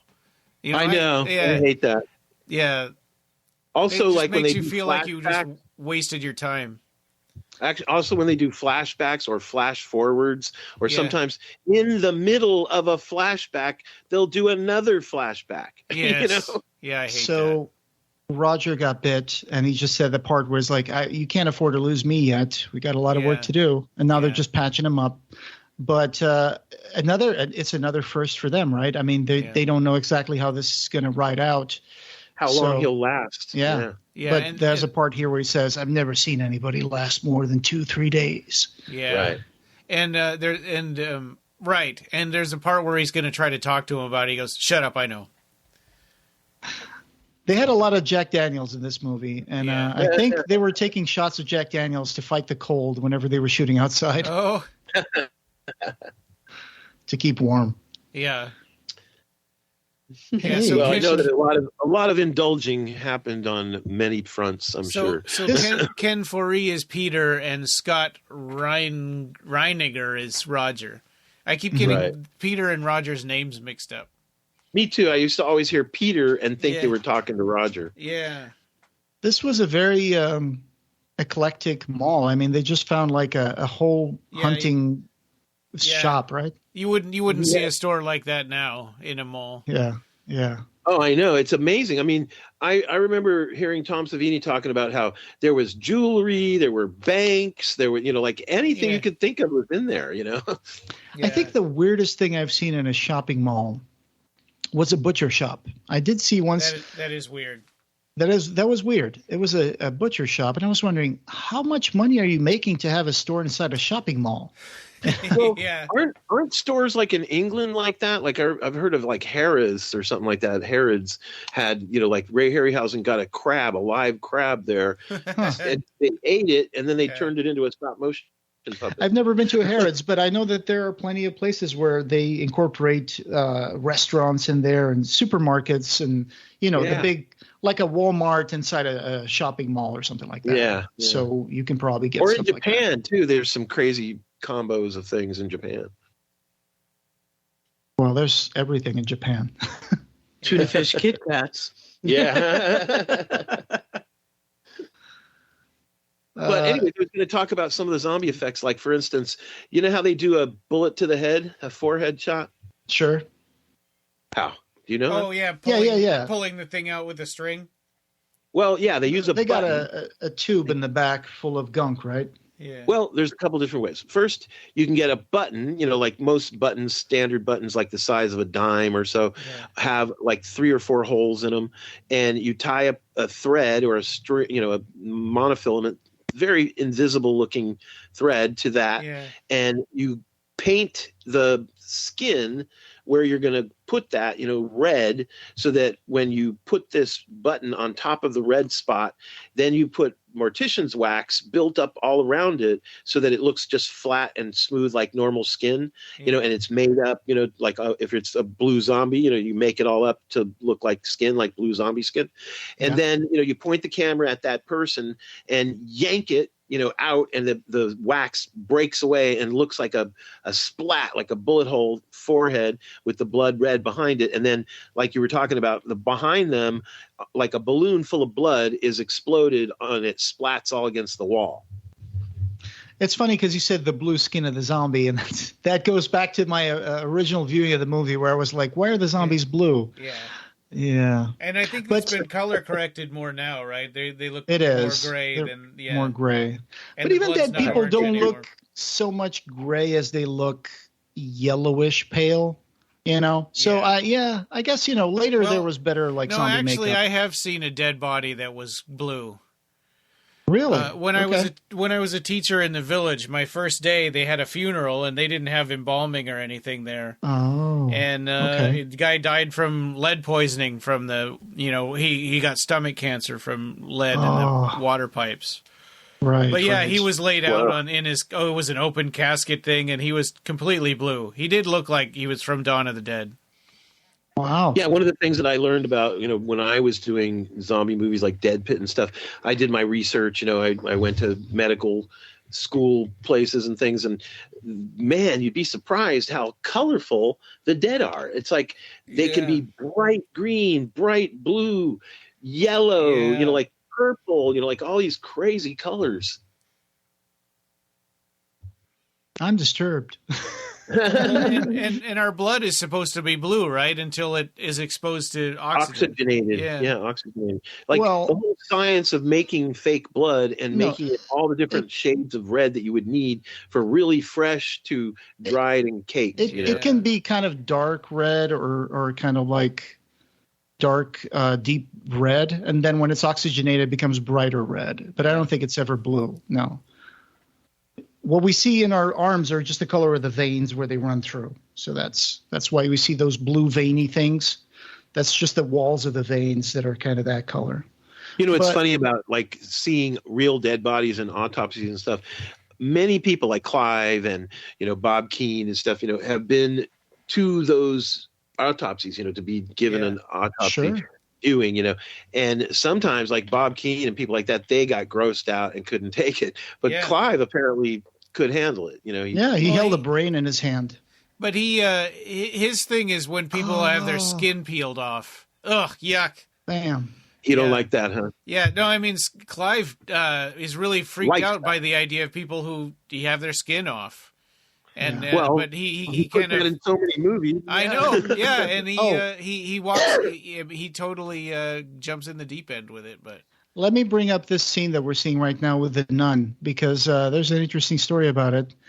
First of all, holy hell, it's a zombie nun, right? I mean, it's cool. It's cool in its own right. But this one was stuck in the door, so the habit is stuck in the door, and the woman was going to shoot her in the head, but then she said that when she was rehearsing the scene, that George came over to her and said, "Don't shoot her, just let her go. We're not going to shoot a nun in a movie." And so that's why she kind of it's almost like seeing a deer caught in a fence and kind of like pushing him out of the fence a little bit with his legs and letting him go, right? Yeah. Also, but they don't mind shooting children zombies, but Right. Yeah. But ironically, this movie is one of the first zombie movies. Of course, there weren't that many yet, but where they have all these iconic types, like a nun, or like a Santa Claus, or like a Hare Krishna. Yeah, there's some crazy, like the guy with the guy with the baseball uniform and still wearing the mitt. Oh, yeah, right. Yeah. It's like, how do you want to know the story behind what happened to that? Why are these people still like in uniforms in the mall? Right. It's the Village People zombies. Yeah. Right. Ironically, throughout my zombie making career, I often would use various, like, here's our mailman zombie. Yeah. Here's our. We had a Starbucks apron guy. Yeah, we had a barista zombie. Nice. There's one thing that I would. I guess I shouldn't like critique this because Tom Savini did the best he could, but there is something that I think he should have done on the makeup, which is their faces are gray, but then their hands and their arms and the rest of their skin still looks pinkish and normal. Yeah. So not all the time, but sometimes. Not all the time. Yeah. I guess some of the background zombies, when they're reaching out, you can see their hands are just pink. Yeah. And the rest of their face is just kind of bluish gray. And I feel like he should have just put a little bit of makeup on those hands. It would have really covered it up. Yeah. I'll tell you something. That is the bane of a film production like this, or in my case, I've had many zombie movies where, we had quite a few zombies to cover. And so as a result of what you're talking about, I said to myself, I do not want to let that happen in my zombie movie. So we would have a whole crew of people painting them from head to toe, their feet, the bottoms of their feet, their armpits, make sure you get the coverage, everywhere, because I never wanted to see like a shirt shift or a collar shift. Baseball guy. And you could see, a flesh color underneath. You know what I mean? Yeah. Right. That's a good idea. I would practically make them naked and paint them and then put them in their It saves you the time of sending them on set and then someone saying in the back saying, oh, wait, you got to do the hands. We can see the hands. Or just never catching it and finding out later that, like, oh, my God, look. Like his neck. For instance, like in Hellraiser Judgment, how they never got Chatterer to chatter. Good point. Right, yeah. Good point. Well, Hellraiser Judgment, they used like Halloween costumes and stuff. No, I'm not talking about. I was thinking of Revelations. I was thinking of Revelations. Never mind. Sorry. Actually, you know what? I found out that the Pinhead suit from Revelations was purchased from my friend Eric Fisher, who put it up on eBay. Oh, really? Yeah. And it was like a fan-made. Since you're bringing that up, I just saw, and I guess we could have brought this into the news episode, but I don't know how much of a news this is considered. But I remember seeing yesterday someone posted on a group of the Clive Barker collectors. They bought the shirt that Kirsty's boyfriend wears in Hellraiser. Yeah. You know, Trevor? that black, the black boyfriend, shirt with the colored squares that he has when they're walking into the subway and stuff. The very weird, 80s. Yeah, very the weird 80s. caption on it called it like a 90s shirt. Of like, how could that be a 90s shirt? I commented on there. 80s shirt. It's kind of a late 80s, yeah. Yeah. Well, they were filming in 86, right? How did they find that? I'm not sure. They just posted it in a collector group. So I thought that was interesting. Yeah, it was cool. And I think Eric Fisher said something in the comments like, hey, that's cool. Cool find, man. So, yeah. Oh, nice. It's funny how sometimes these things will show up decades after the movie, came out, right? Yeah. Yeah. Like stuff from Star Wars is still popping up. I like it how the boxes behind them in that warehouse they're at says supplies by Survival All-Purpose Civil Defense. Yeah. One of them says biscuits. Right, like that's part of what George Romero saw when he went to that mall. Being those are probably real, right? Those are probably from the actual room. So. One of the box says packed 1962, so there must be canned goods. Yeah, like MRIs or things like that for emergency. MREs. Meals ready. Yeah. Oh man, did you know that there's people who have YouTube channels where they open up decades old MREs and eat them on camera? Yeah. You can find anything on YouTube. And they're just like, well, today I'm going to open this up. Let's try the coffee. You're just asking for botulism at that point. Yeah. It's like the Jim Rose sideshow with the guy who would vomit up stuff. And I'll go there. So at this point, it's like 1 hour and 20 minutes. So there's 40 minutes to go. And they've just cleared the mall, and they just shot all the zombies inside the mall. Now they're like nailing boards, fortifying their surroundings. Yeah, and it's like you're wondering what's going to happen in these 40 minutes. How are they going to get out of this? Right. Well, and it's only been a couple of days since they landed, right? Because I think that Roger got bitten pretty early into their. I mean, because they haven't had any time lapse of the. Yeah, I would say it's been like maybe the second day that he got bit. Yeah, 48 hours, 24 hours, something like that. Exactly. But the thing is that you're right; it happened very quickly. Like, in other words, they were right in the middle of securing the place. That's why he was out there getting those trucks. And they didn't really complete that task, and he got bit. This is going to be the part where they're going to get the dollies and they're going to play zombie Jenga. Yeah. You know what else is instead of if I were them, I would have tried to figure out a way to throw them outside instead of putting them in the refrigerators. You mean the smell and everything? Yeah. Well, they should have done that before they nailed everything down. Yeah. They could put them in the elevator and bring them up to the roof and throw them off the roof. Yeah. That's true. Because the refrigerator is going to have to be used for food, right? There's food already in there. Yeah, that's a terrible idea. I don't get this. Ryan, you always bring the valid questions. Yeah, the practical questions for survival. Like, why are you going to put rotting zombies where you keep your food? Yeah, for that matter, that elevator idea, that would have been way better. Why didn't they do that? Well, what's funny is that George Romero, comes up with things too. Like, for instance, he was saying about if, there were such a thing as a fast running zombie, it can't be because they would break their heels. They would smash their legs, because they aren't feeling pain and stuff, Yeah. They just started opening up the cashier registers, and now they're posing for the security camera, which is hilarious. Yeah. It's wearing fur coats and stuff. Yeah. Because it's like, he turns to the other guy and like, you never know. There might be places out there where we can still use this cash, even though. If you listen to all the chatter in the very early news broadcast where Fran was working for them, they talked about. Oh God! What city was it? There was some city where there were no specimens and no zombies. Oh, I missed that. It was like, oh God, what was it? Like Pennsylvania? Or I can't remember, but they're in Pittsburgh, so they're because they wanted to be able to dissect one and try to figure out what was going on with it. But in that city, there were no specimens that they could get because that city wasn't having the same problem. Maybe that's why in the third film, the Frankenstein doctor, had a group of zombies on hand to keep using as specimens. Yeah. Oh man, look at all the cheese and olives they're getting and all this stuff. It's funny that they're using the cash registers.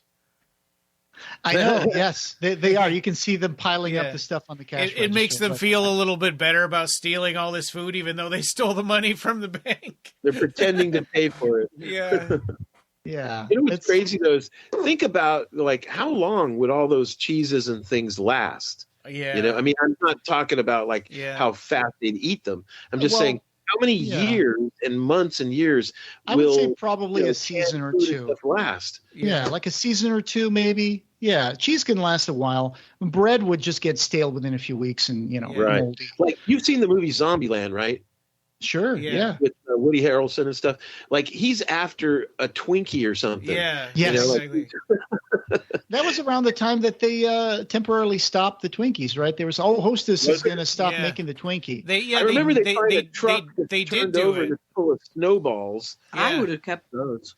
Yeah, Hostess did stop making the Twinkies, and then they got bought out by another company, and they came back. Oh.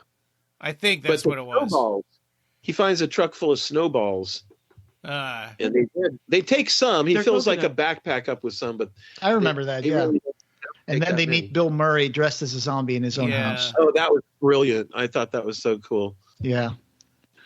He talks about Eddie Van Halen. Yeah, and he says, in hindsight, that was not a good idea to sneak up on them dressed up as a zombie. Right.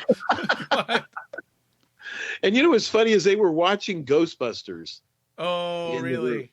Oh, yeah, they were eating popcorn and they were watching Ghostbusters. No, but the guy had a gun. You know, he had a real gun with live bullets. Oh.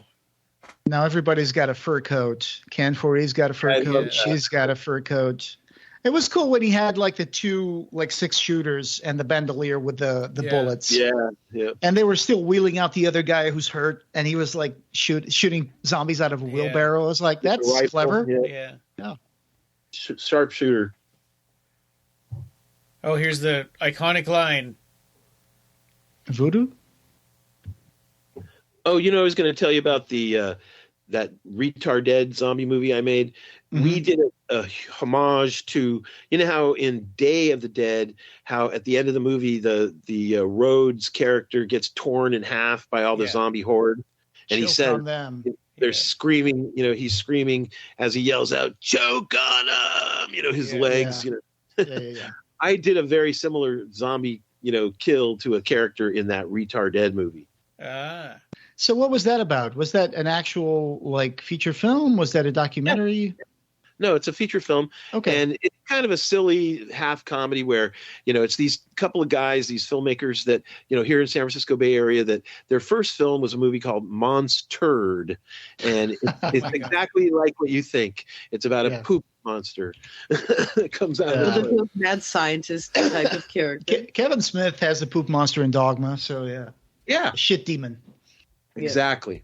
So anyway, in their second movie, which Retardead is their second movie, they the mad scientist character comes back, and this time he goes to a school for challenged young student, politically correct somehow we have to say. Oh, yeah. And that's where you get the title, Retardead. Oh. And so he gives them all, it's kind of like Flowers for Algernon, where he gives a bunch of, people who have mental problems, injections and treatments and stuff, and they start becoming smarter and smarter and stuff. Oh. But then they also become zombies. Oh. Yeah, they become brilliant and they become zombies. Holy crap! Jello Biafra's in that movie? Yeah, he plays the mayor of San Francisco. Wow! Now I got to watch this stuff. It's ridiculous. Directed by Rick Popko. Right, yep. Rick Popko. You can find the trailer. You can find the trailer online on YouTube. And stuff. What was The Dead and the Damned again? I put that in my notes and I can't remember. That's a zombie western. Oh, okay. It's from 2011. I was just looking it up. And what happens in that one is a meteor falls down from space, and it's kind of like, how in Heavy Metal, the cartoon, the animated Heavy Metal, with the Lochnar, the green glowing orb. Mm-hmm. Yeah. It's a meteor like that. It's like a meteor that's got like a green glowing center to it, and Classic. It comes out from space and lands, and a couple of stupid, country western bumpkin guys who are out, digging for gold, are finding it, and they bring it to town like idiots, kind of like in the Jordy Verrill, or the how in Jordy Verrill he finds meteor and he touches it and he starts becoming taken over by the plant the creeping plant disease, and it turns him into he blows his own head off with a shotgun. Yeah. So there's the TV pundit still discussing this whole situation. The guy with the eye patch, his name is Richard France. He was also in The Crazies. Yeah. He says, dummies. But when Roger and Ken's character were talking a while ago, he was like, "You'll take care of me, right? You'll take care of me." It's like it's classic zombie thing. It's like, okay, I know I've been bit. When time comes, I want you to take care of me. I will, brother. Yeah. So now he's just waiting for him to wake up. I think they give him a gun to take care of himself, but he kind of drops it. Well, right now he's just he already passed. He's just laying underneath the blanket, and Ken Foree's just waiting for him to come back up. Yeah. And if you want to tell us a little bit about that makeup for the zombie, would they get him all wrinkled up? Yeah, I've heard a couple different things about it. For one, at that time, Tom Savini, I do not believe, had met up with Dick Smith and learned about Dick Smith's technique for doing old age wrinkles, which is called old age stipple, where you pull your skin and you put latex on it and you blow dry it. And then when you let it go, it naturally falls into really nice wrinkles. I heard that this one perhaps was done with thin tissue paper. Like in other words, they put a layer of glue or latex or something on his face. Yeah. And then layered on top of that tissue paper that I guess they kind of wrinkled it up as they applied it, and then maybe sealed it with more latex or whatever. But boy, that would be a tricky way to do it if you had to do it more than once, because you practically could not duplicate it exactly the same. It's the same problem like with Frankenstein, like the original black and white Frankenstein. You know, the makeup artist, you know, had to recreate that Frankenstein makeup every time he did it, you know, from scratch. There were no prosthetics. It sure works really well because he looks like he's all dehydrated, and it looks like definitely something happened to his body, that his body's not alive anymore. Yeah. He's got all that wrinkle. Desiccated. He's desiccating like a mummy almost. Yes, yeah. But I think it was done with a thin layer of tissue over the skin. And when he opens his eyes and he kind of comes out from underneath the blanket, and there's a moment where kind of like he's just got this very distressed look on his face, and he kind of looks to the side and looks to the other side and then looks straight forward and starts raising himself. And that's when he gets, you know, shot. But it's funny because the actor said in the making of that, I wanted to make my awakening moment to feel like there's still a little bit of consciousness left, and just it goes away as I start moving forward. But it's like he wakes up and he's like still a little bit of himself, like in the horror of it, like, oh my God, now I'm a zombie. Right. You know? Yeah. Also, you know, I think that the horror of, you know, having your own friend, you know, one of your good friends, you know, coming back to life, you know, and you're sitting right there and you have to kill him, shoot him. Sure. You know, that's a really poignant moment at this point, you know. Yep. Yeah. So at this point, they're all kind of losing hope.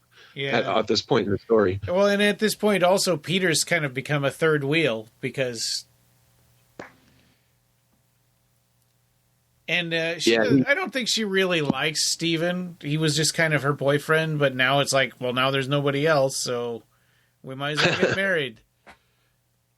Yeah, but who's going to marry them? Yeah, they're having a nice restaurant dinner at some of the restaurants in the mall. Yeah. Yeah. And she says, you know, it wouldn't be real, which is kind of like basically saying, yeah, no, I don't think so. I'd rather. Yeah, you get that feeling.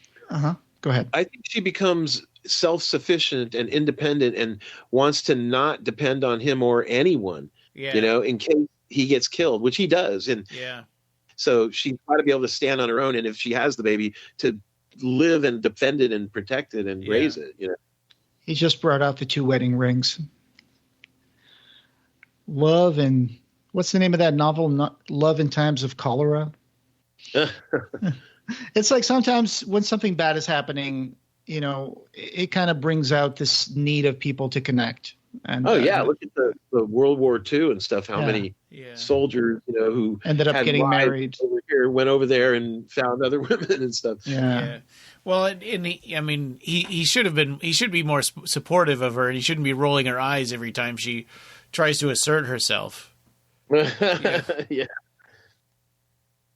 Well, you know, he's definitely is not a perfect person. No. It does seem like he's trying the best that he can, but it does seem like he's come to terms where it's like you know, he's not as cool as the other SWAT guys. He's not.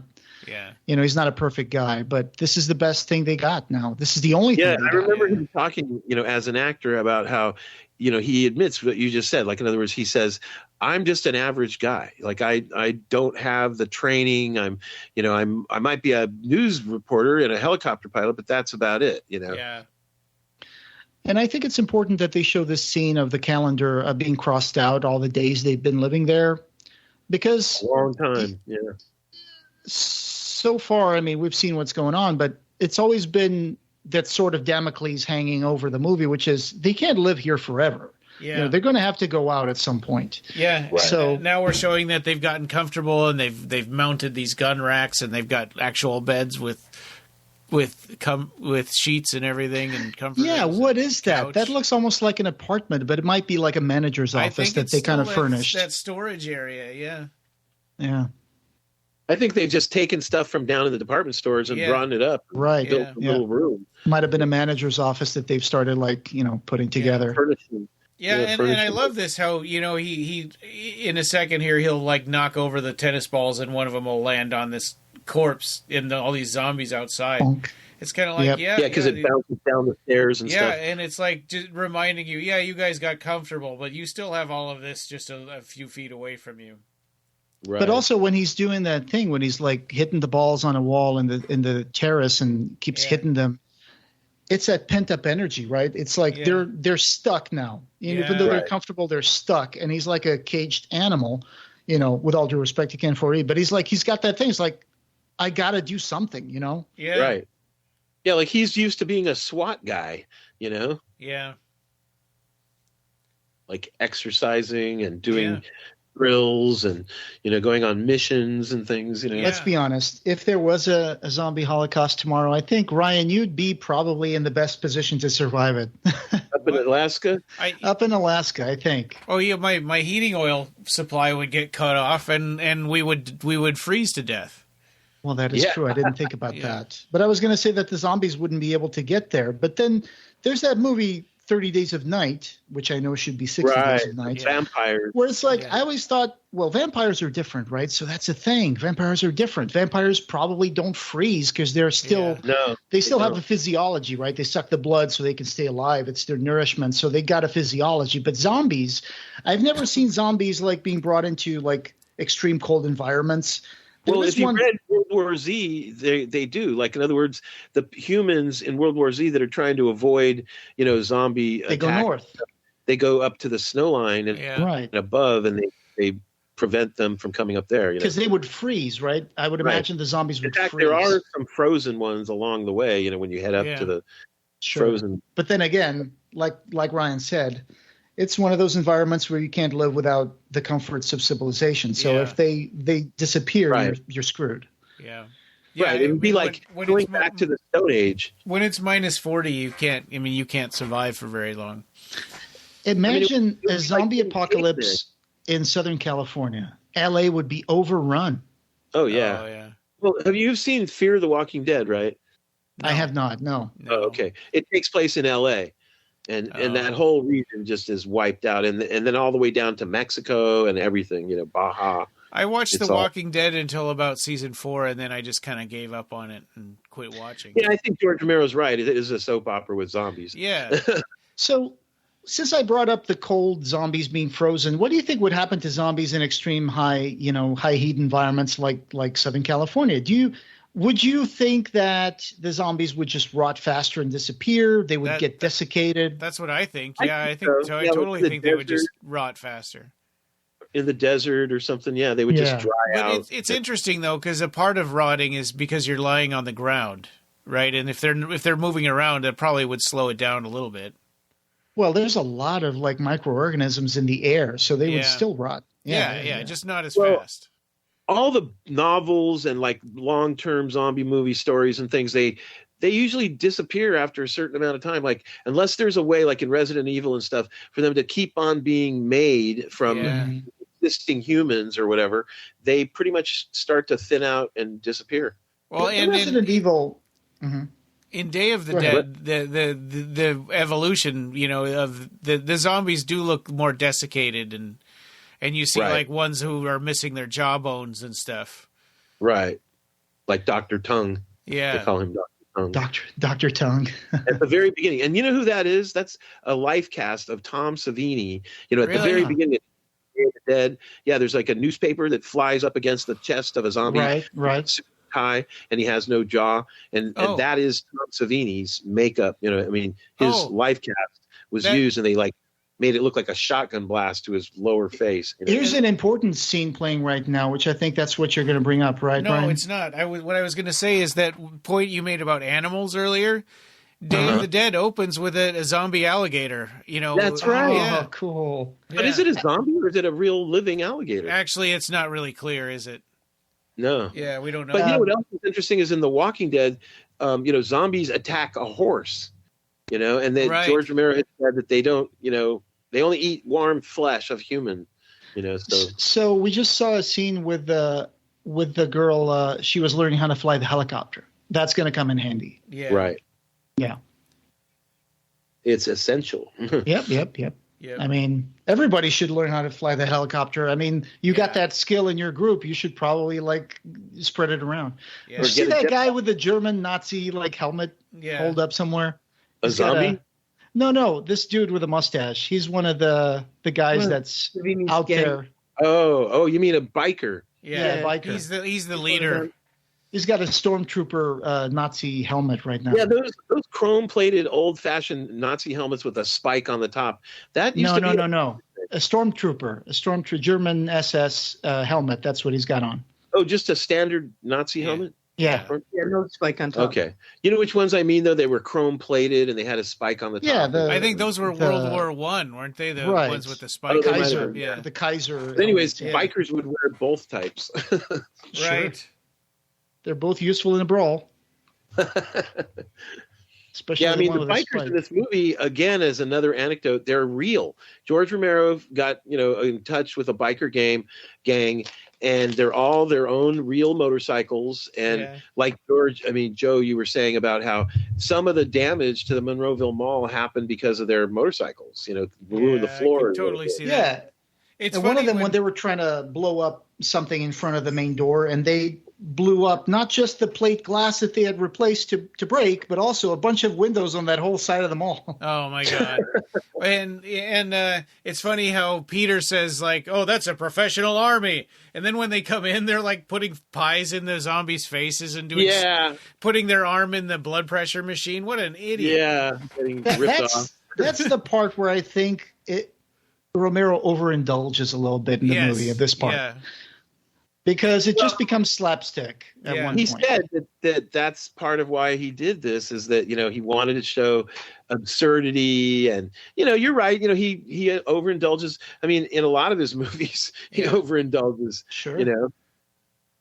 But the pie situation, he had an idea, and he wanted to make a statement about consumerism and, overindulgence, and that why do people feel the need to have a bunch of stuff, that doesn't really do anything or help you in any way. If it's food, fine, or warm clothing or whatever, but, all the rest of it is bullshit, Yeah, well, and Peter just took off all of his fancy rings and watches and stuff. He's like, okay, now I'm back to survival mode. I'm not in, sitting around doing nothing mode anymore. Right. Well, there's a few things I think would be essential. Getting good gear, good clothing, maybe a good watch that would not, get busted.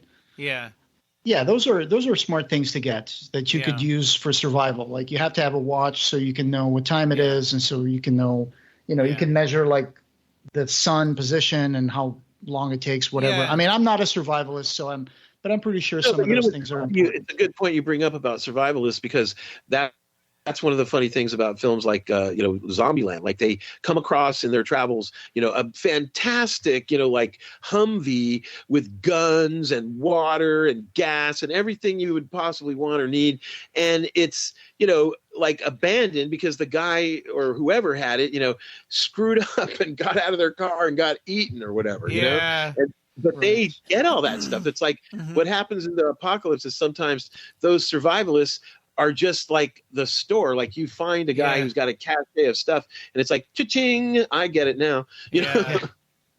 So they're just rolling into the mall at this point. Yeah. And they made so much noise because, you go into the mall and the mall is not made for like acoustics. So all this stuff is just reverberating around the mall. And they set off all the burglar alarms in the stores when they did that. Yeah. He says there's going to be 1,000 zombies in here. But I wouldn't call them a professional army by any stretch. No. They're just being so reckless. I mean, they're still walking around. They're getting really up close to the zombies. There's a guy with a hammer that I love. He's got a big hammer, probably made out of rubber. Like a sledgehammer, Yeah, and he just goes around like beating the crap out of the zombies. Cracking zombies in the skull. But what's funny is that Flyboy is the one who said that about them being a professional army. It just, again, goes to show you No, that was Peter. Peter said that. Was it Peter? Oh, okay.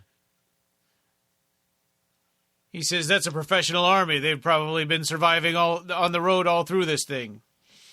Well, that's probably true, though, that they have been surviving on the road all through this thing. They don't show those survival instincts when they get into the mall. And they don't have the kind they act of like discipline. idiots. Yeah. Yeah, they don't have the kind of like a discipline that an armed force would have if they needed to survive on the road, you know. Like Road Warrior. Like I always thought when I see the bikers, I always think like this is maybe like the American version of what could be with Road Warrior. You know? Yeah. Sure. I love the guy with the hammer. He was one of the special effects guys, right? This guy with the long hair. Yeah, this guy named Tasso, who was one of Savini's buddies, and they would be like a guy riding a motorcycle with a sidecar, and Tasso would be in the sidecar, and he would like jump out of it or some crazy stunt or whatever, you know. What's hilarious is that they're just taking all this stuff and looting so much stuff, and they're on bikes. They don't really have a place to take that stuff. Yeah, and where are they going to pawn it to? But the pies are just crazy. I mean, I love a good pie scene in a movie. Don't get me wrong. I don't. Dr. Strangelove had a pie scene that was shot and never made it to the movie, I think. But it's like there was a scene in Dr. Strangelove where the like a food fight. There's a food fight in the what do they call it? The ready room or whatever. Right. The war room. War room. No fighting in the war room. Gentlemen, you can't fight in the war room. Yeah. But Kubrick shot a pie fight in the war room.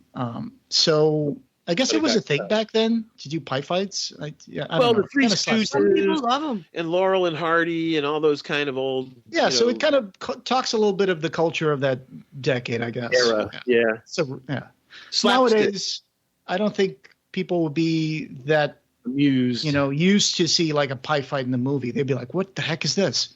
Yeah. Right. I could see the Rotten Tomatoes reviews like, this movie, there's a pie fight at the end. What the hell are they thinking? Well, it is a good point.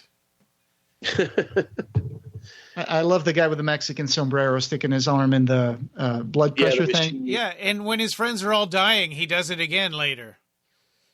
Well, he's trying to stay healthy, man. He wants to know, what's my blood pressure? Yeah.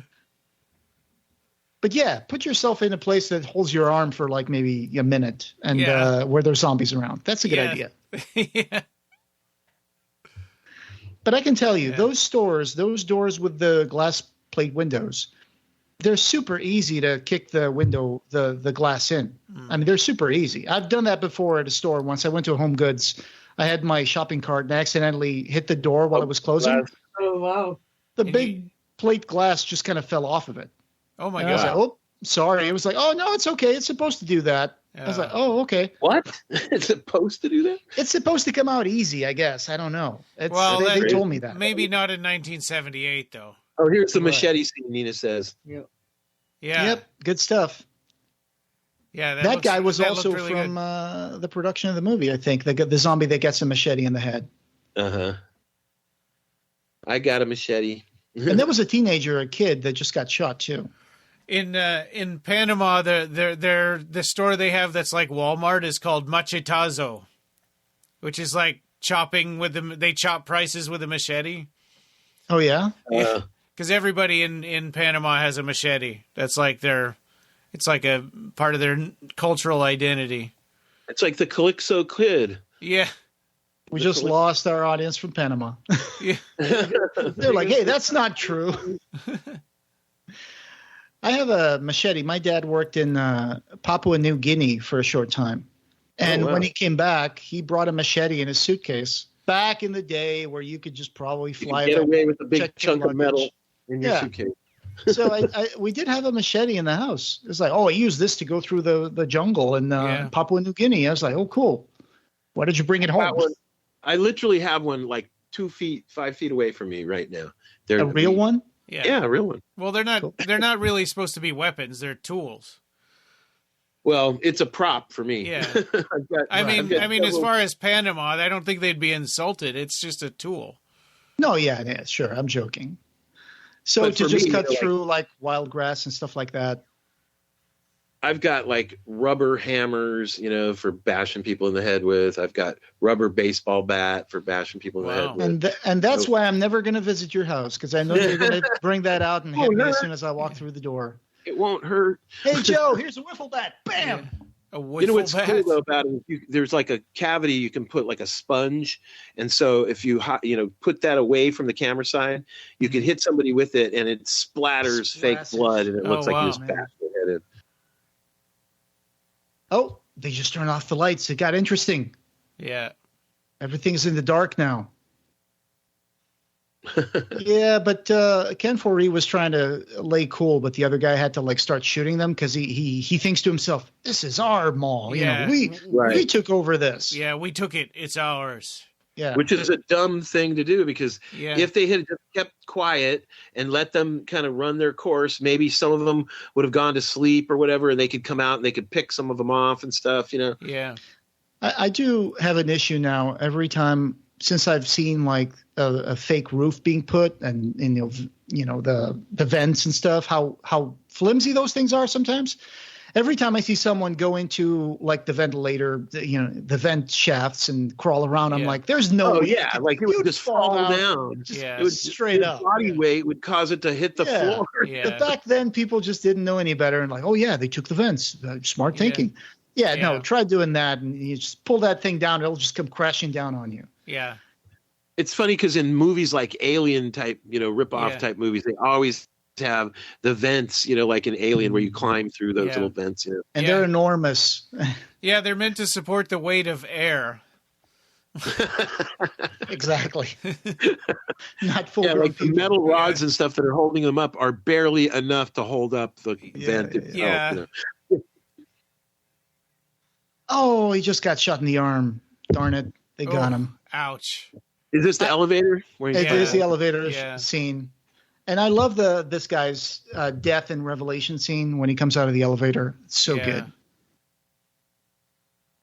Like that dude who just did a stunt where he swung from like this rope with flags and he just hits a zombie with his hammer. That was incredible. Yeah, how can you hang on to that with just one arm and swing a hammer with the other arm? I know. And here's Tom Savini taking off.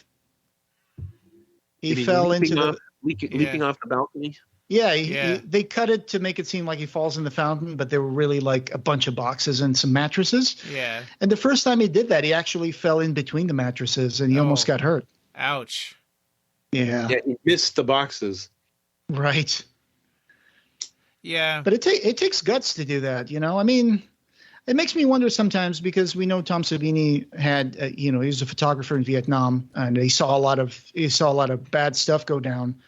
And he saw a lot of corpses, and that he kind of brings that into his work a little bit, how to make wounds and stuff. But it makes you wonder, since he's such a nice guy, and every time you see interviews, he's so pleasant. He seems like he really has a lot of fun doing his job, and it makes you wonder, like, if you've been to war, does it make you enjoy life a little better after you come out of it? It just makes you wonder, I would think so. Have you heard the story about how he met George Romero the very first time? Here we go. The guy with while his friends are dying around him, putting his arm into the arm. Yeah, God. The blood pressure machine. Yeah. Yeah.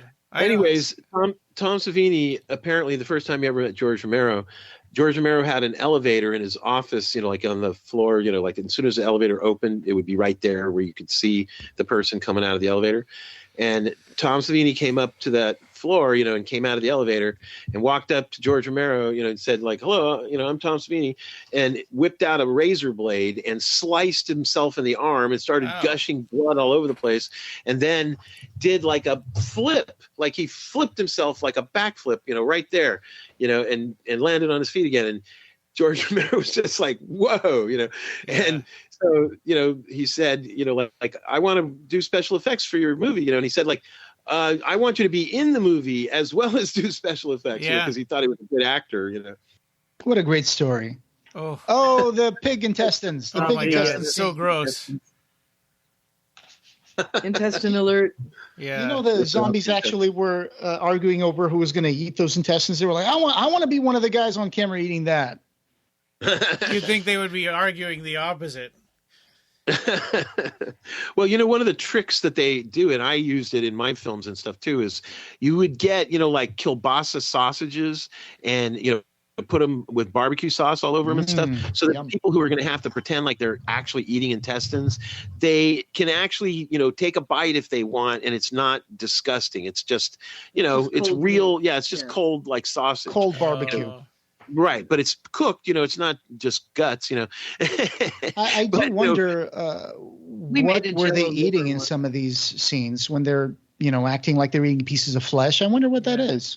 It's chicken sometimes, and sometimes it's kielbasa sausage like that. Huh. But you know what they do? There's a trick to it where you open your mouth real wide like you're going to take a bite, and you stick it on your cheek, and you grind your mouth, like you're chewing. But it's actually like you're rubbing it on your chin and on the side of your face, so that it's kind of the camera away side slightly, and it works. Like people think you're actually chowing down on guts and intestines, but it's barbecue chicken and like breasts and stuff, white meat, and just smothered with barbecue sauce, so it looks like blood. Wow.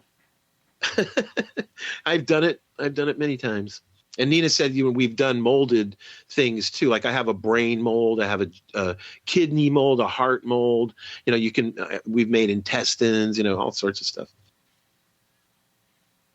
So there's the reason we're doing this, of course, is the A through Z of horror, and Clive obviously picked one of these to be one of his favorite movies that he recommends. And there's also in the book, there's also brief mentions of The Crow that we also did for this particular series of episodes. That wasn't in this chapter, though, right? I think that was a different chapter. No, it is in this chapter, yes. Is it really? They do bring up. There's even because he's like a zombie, like a resurrecting zombie. Yeah, it's kind of a stretch to call him a zombie. Yeah, it's more of a revenge kind of reanimated. They call him a ghost throughout the movie. Spirit of vengeance or something. Yeah.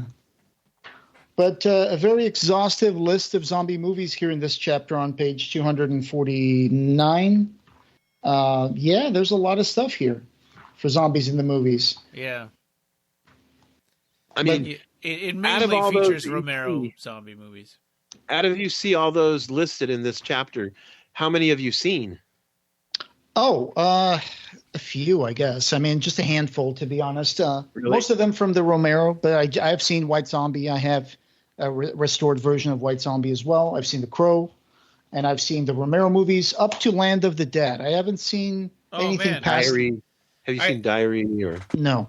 I got my Land of the Dead signed by John Leguizamo because he came to Fairbanks for the grand opening of our ice park. Because we have an international ice festival, and he was just in like Ice Age 2, I think it was.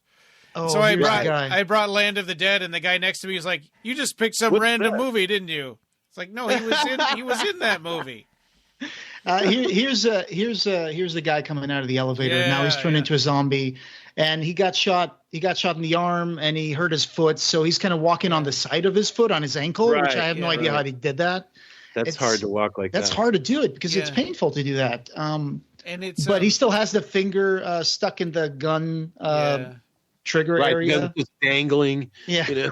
Something that happens in both of these movies is that, when they're two friends that die, both Roger and now Stephen.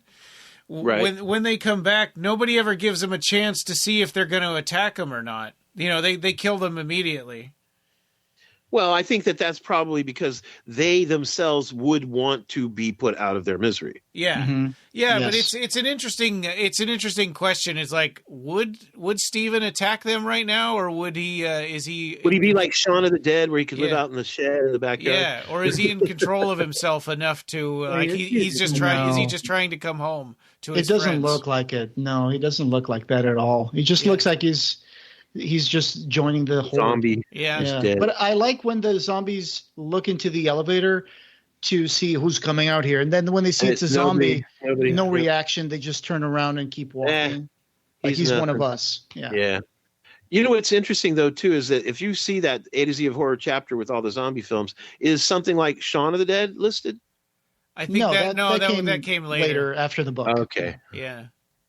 That's a hilarious movie, too, by the way. I love it. The book was from 92, I think.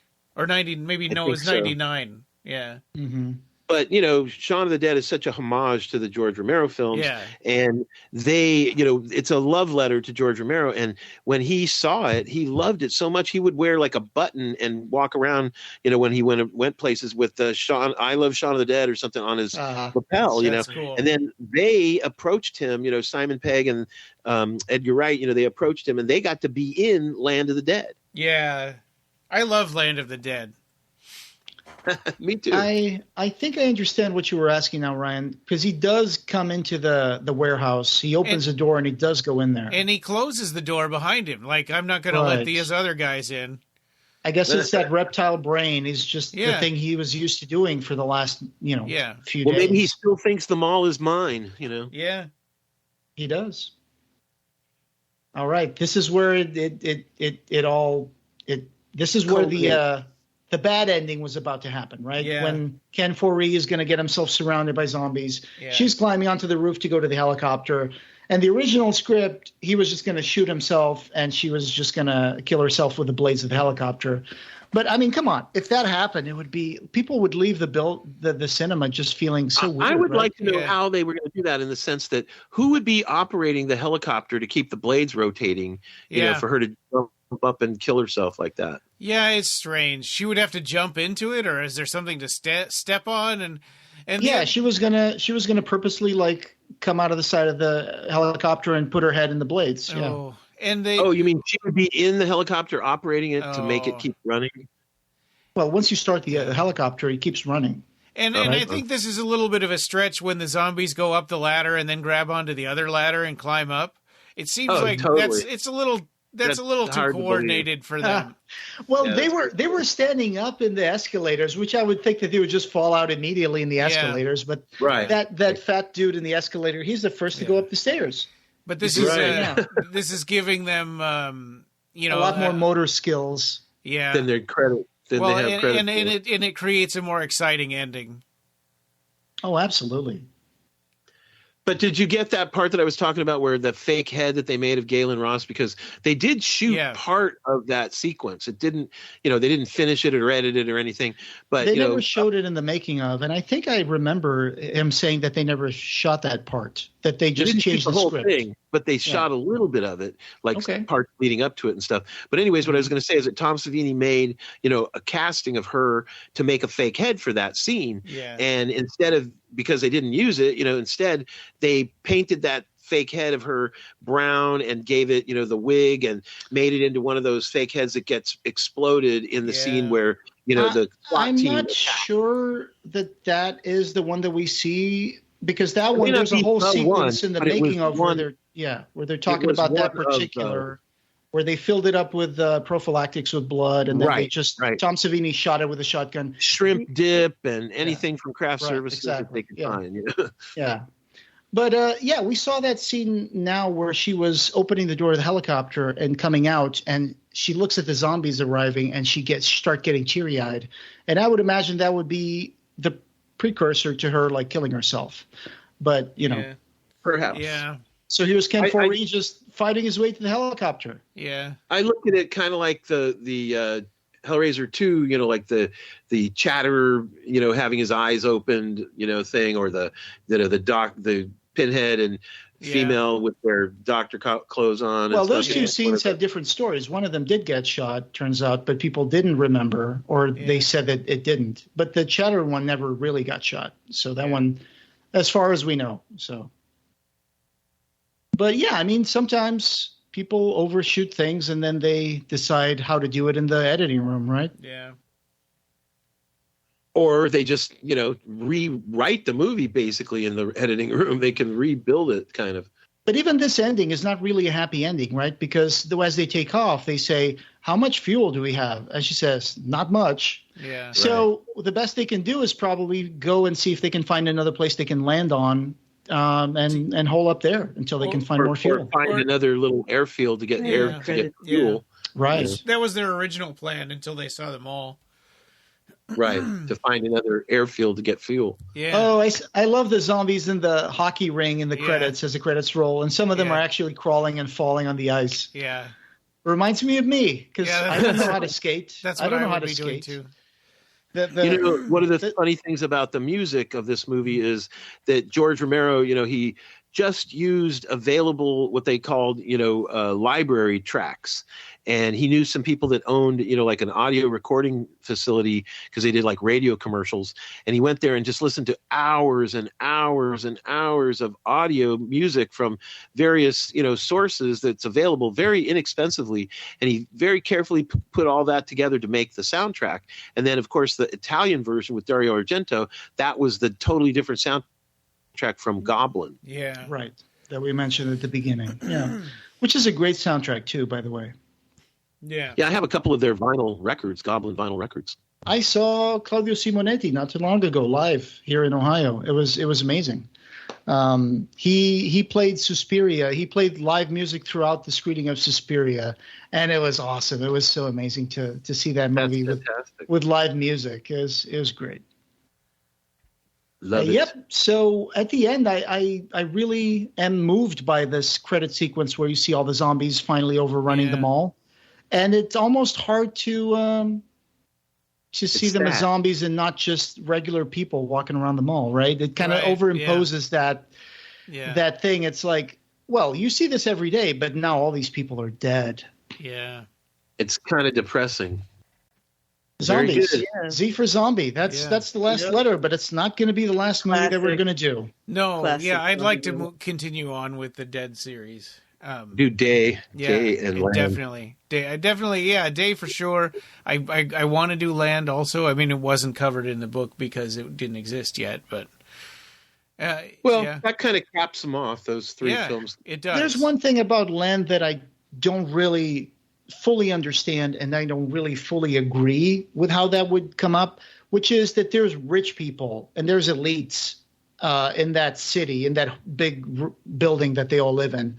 And I'm like, at that point, would money or being rich really mean anything? It's not money. It's really just that they took control of the building first, I think. Right.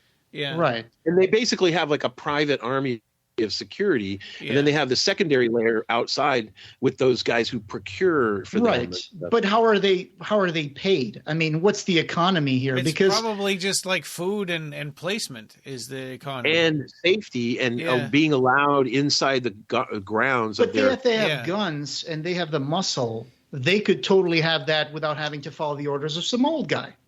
Right. You know what I'm saying? Fact, that's what John Leguizamo kind of does. Like, in other words, he decides, like, I'm through with this, Yeah, but I'm just saying that thing is put in place long after the apocalypse, and it's still on. And it's like the character from Dennis Hopper's character. I'm like, why is he like so powerful? What does he bring to the table that these people can't take on their own?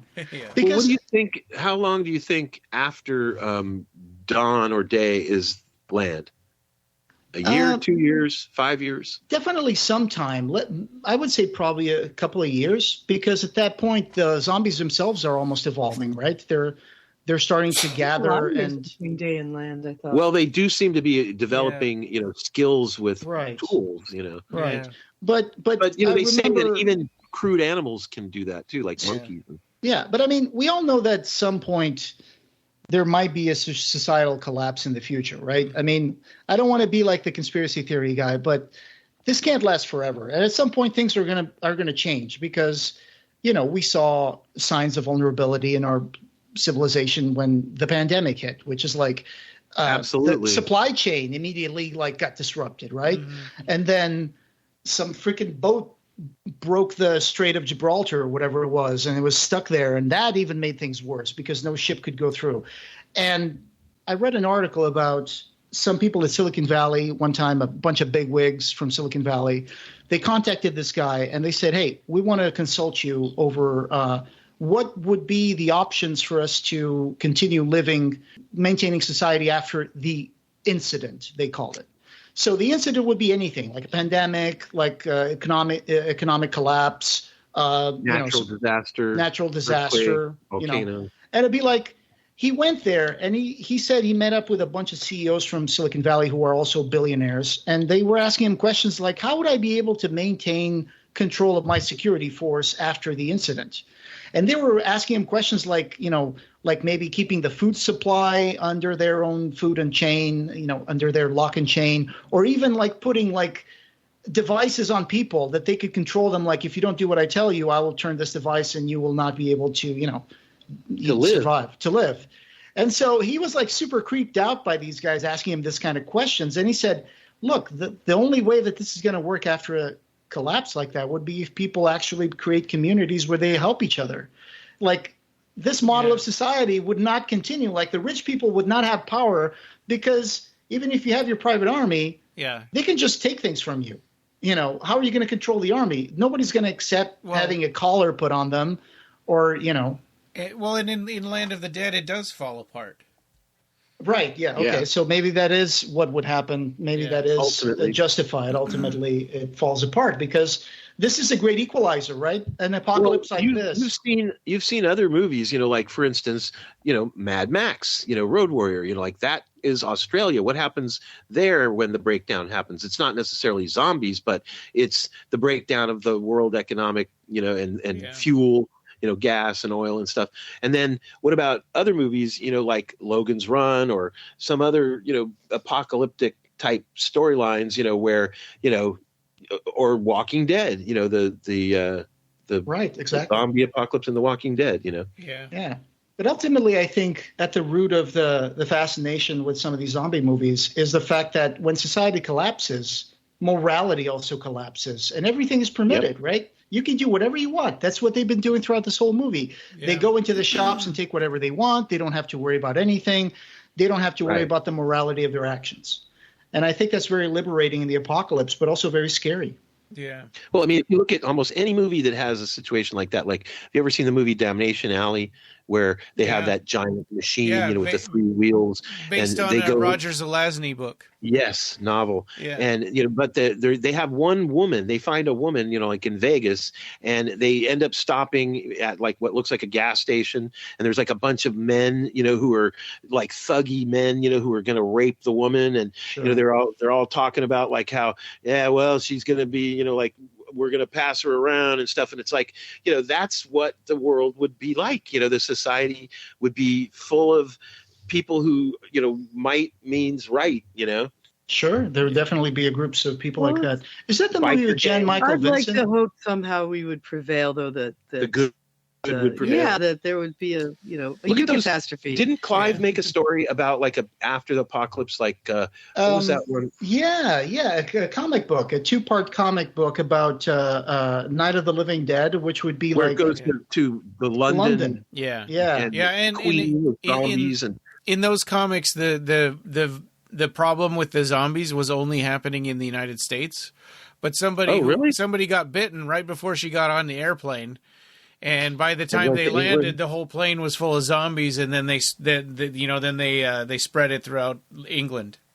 It's funny because The Strain by Guillermo del Toro, the series of books that he co-wrote with someone else, and then they made a TV show, also starts with a guy going into a bathroom in a plane and being infected with something, and then the plane lands itself, and then it's just standing there, and they find out that everybody in that plane is a zombie now.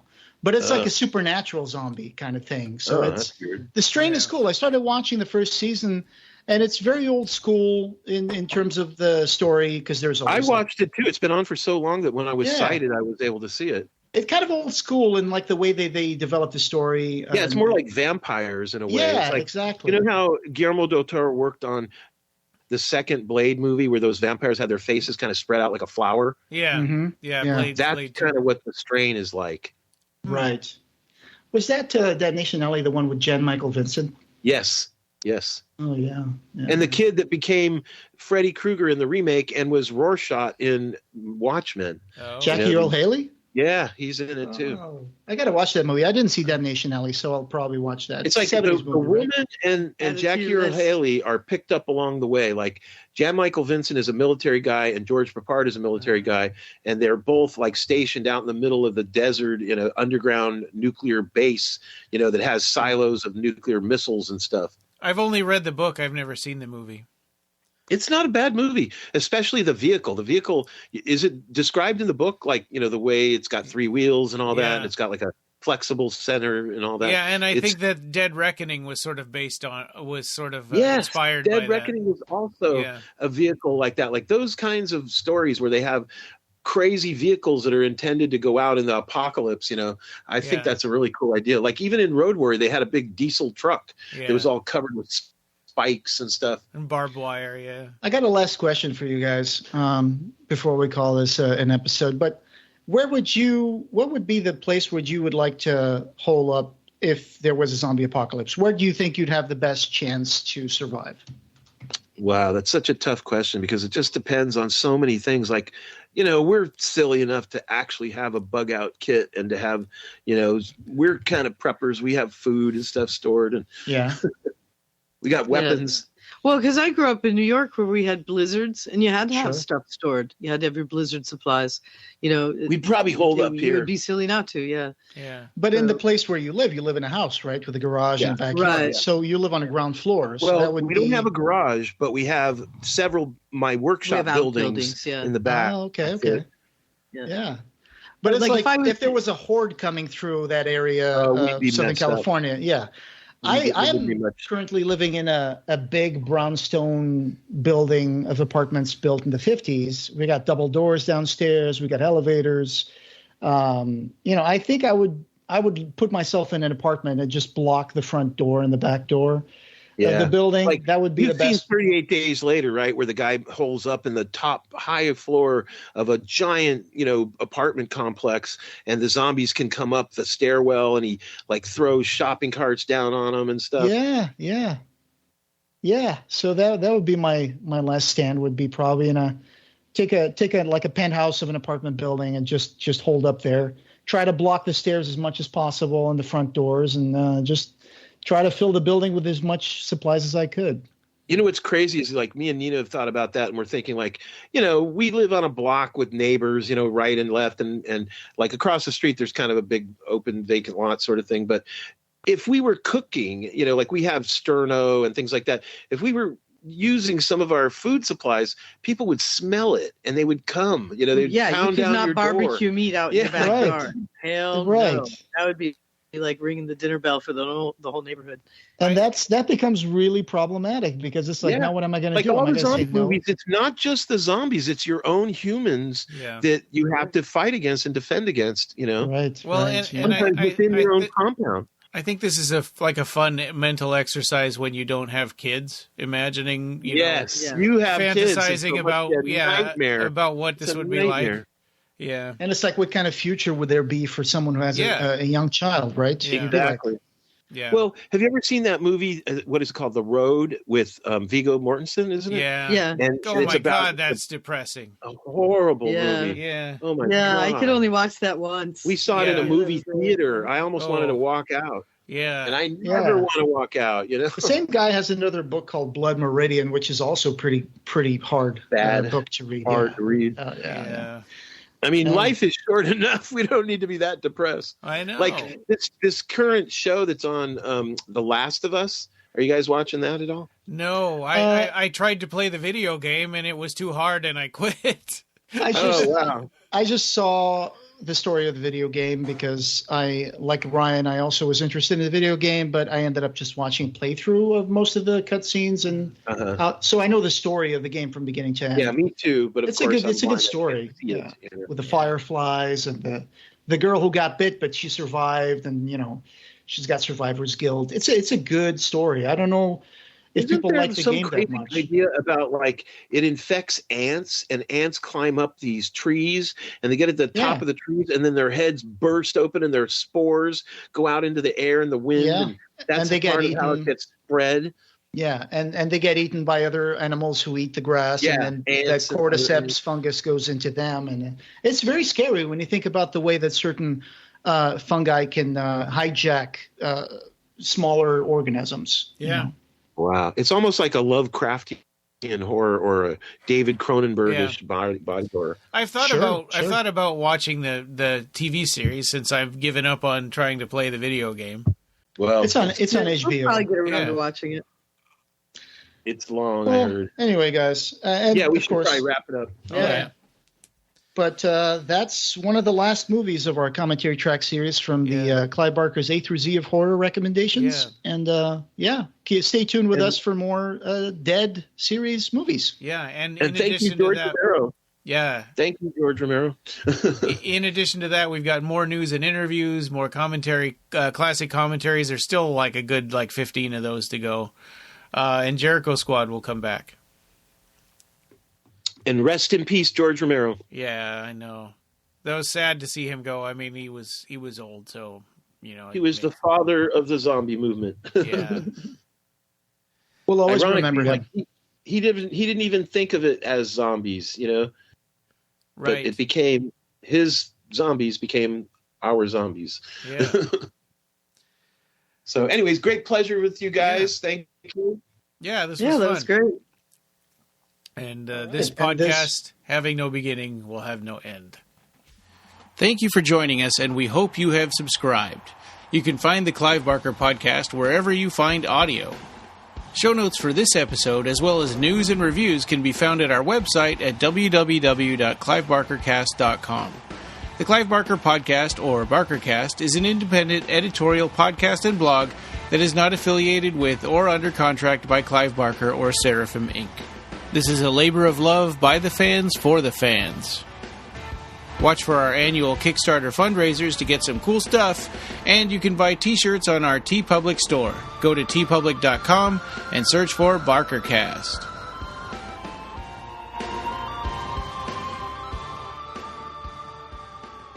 Thanks for listening.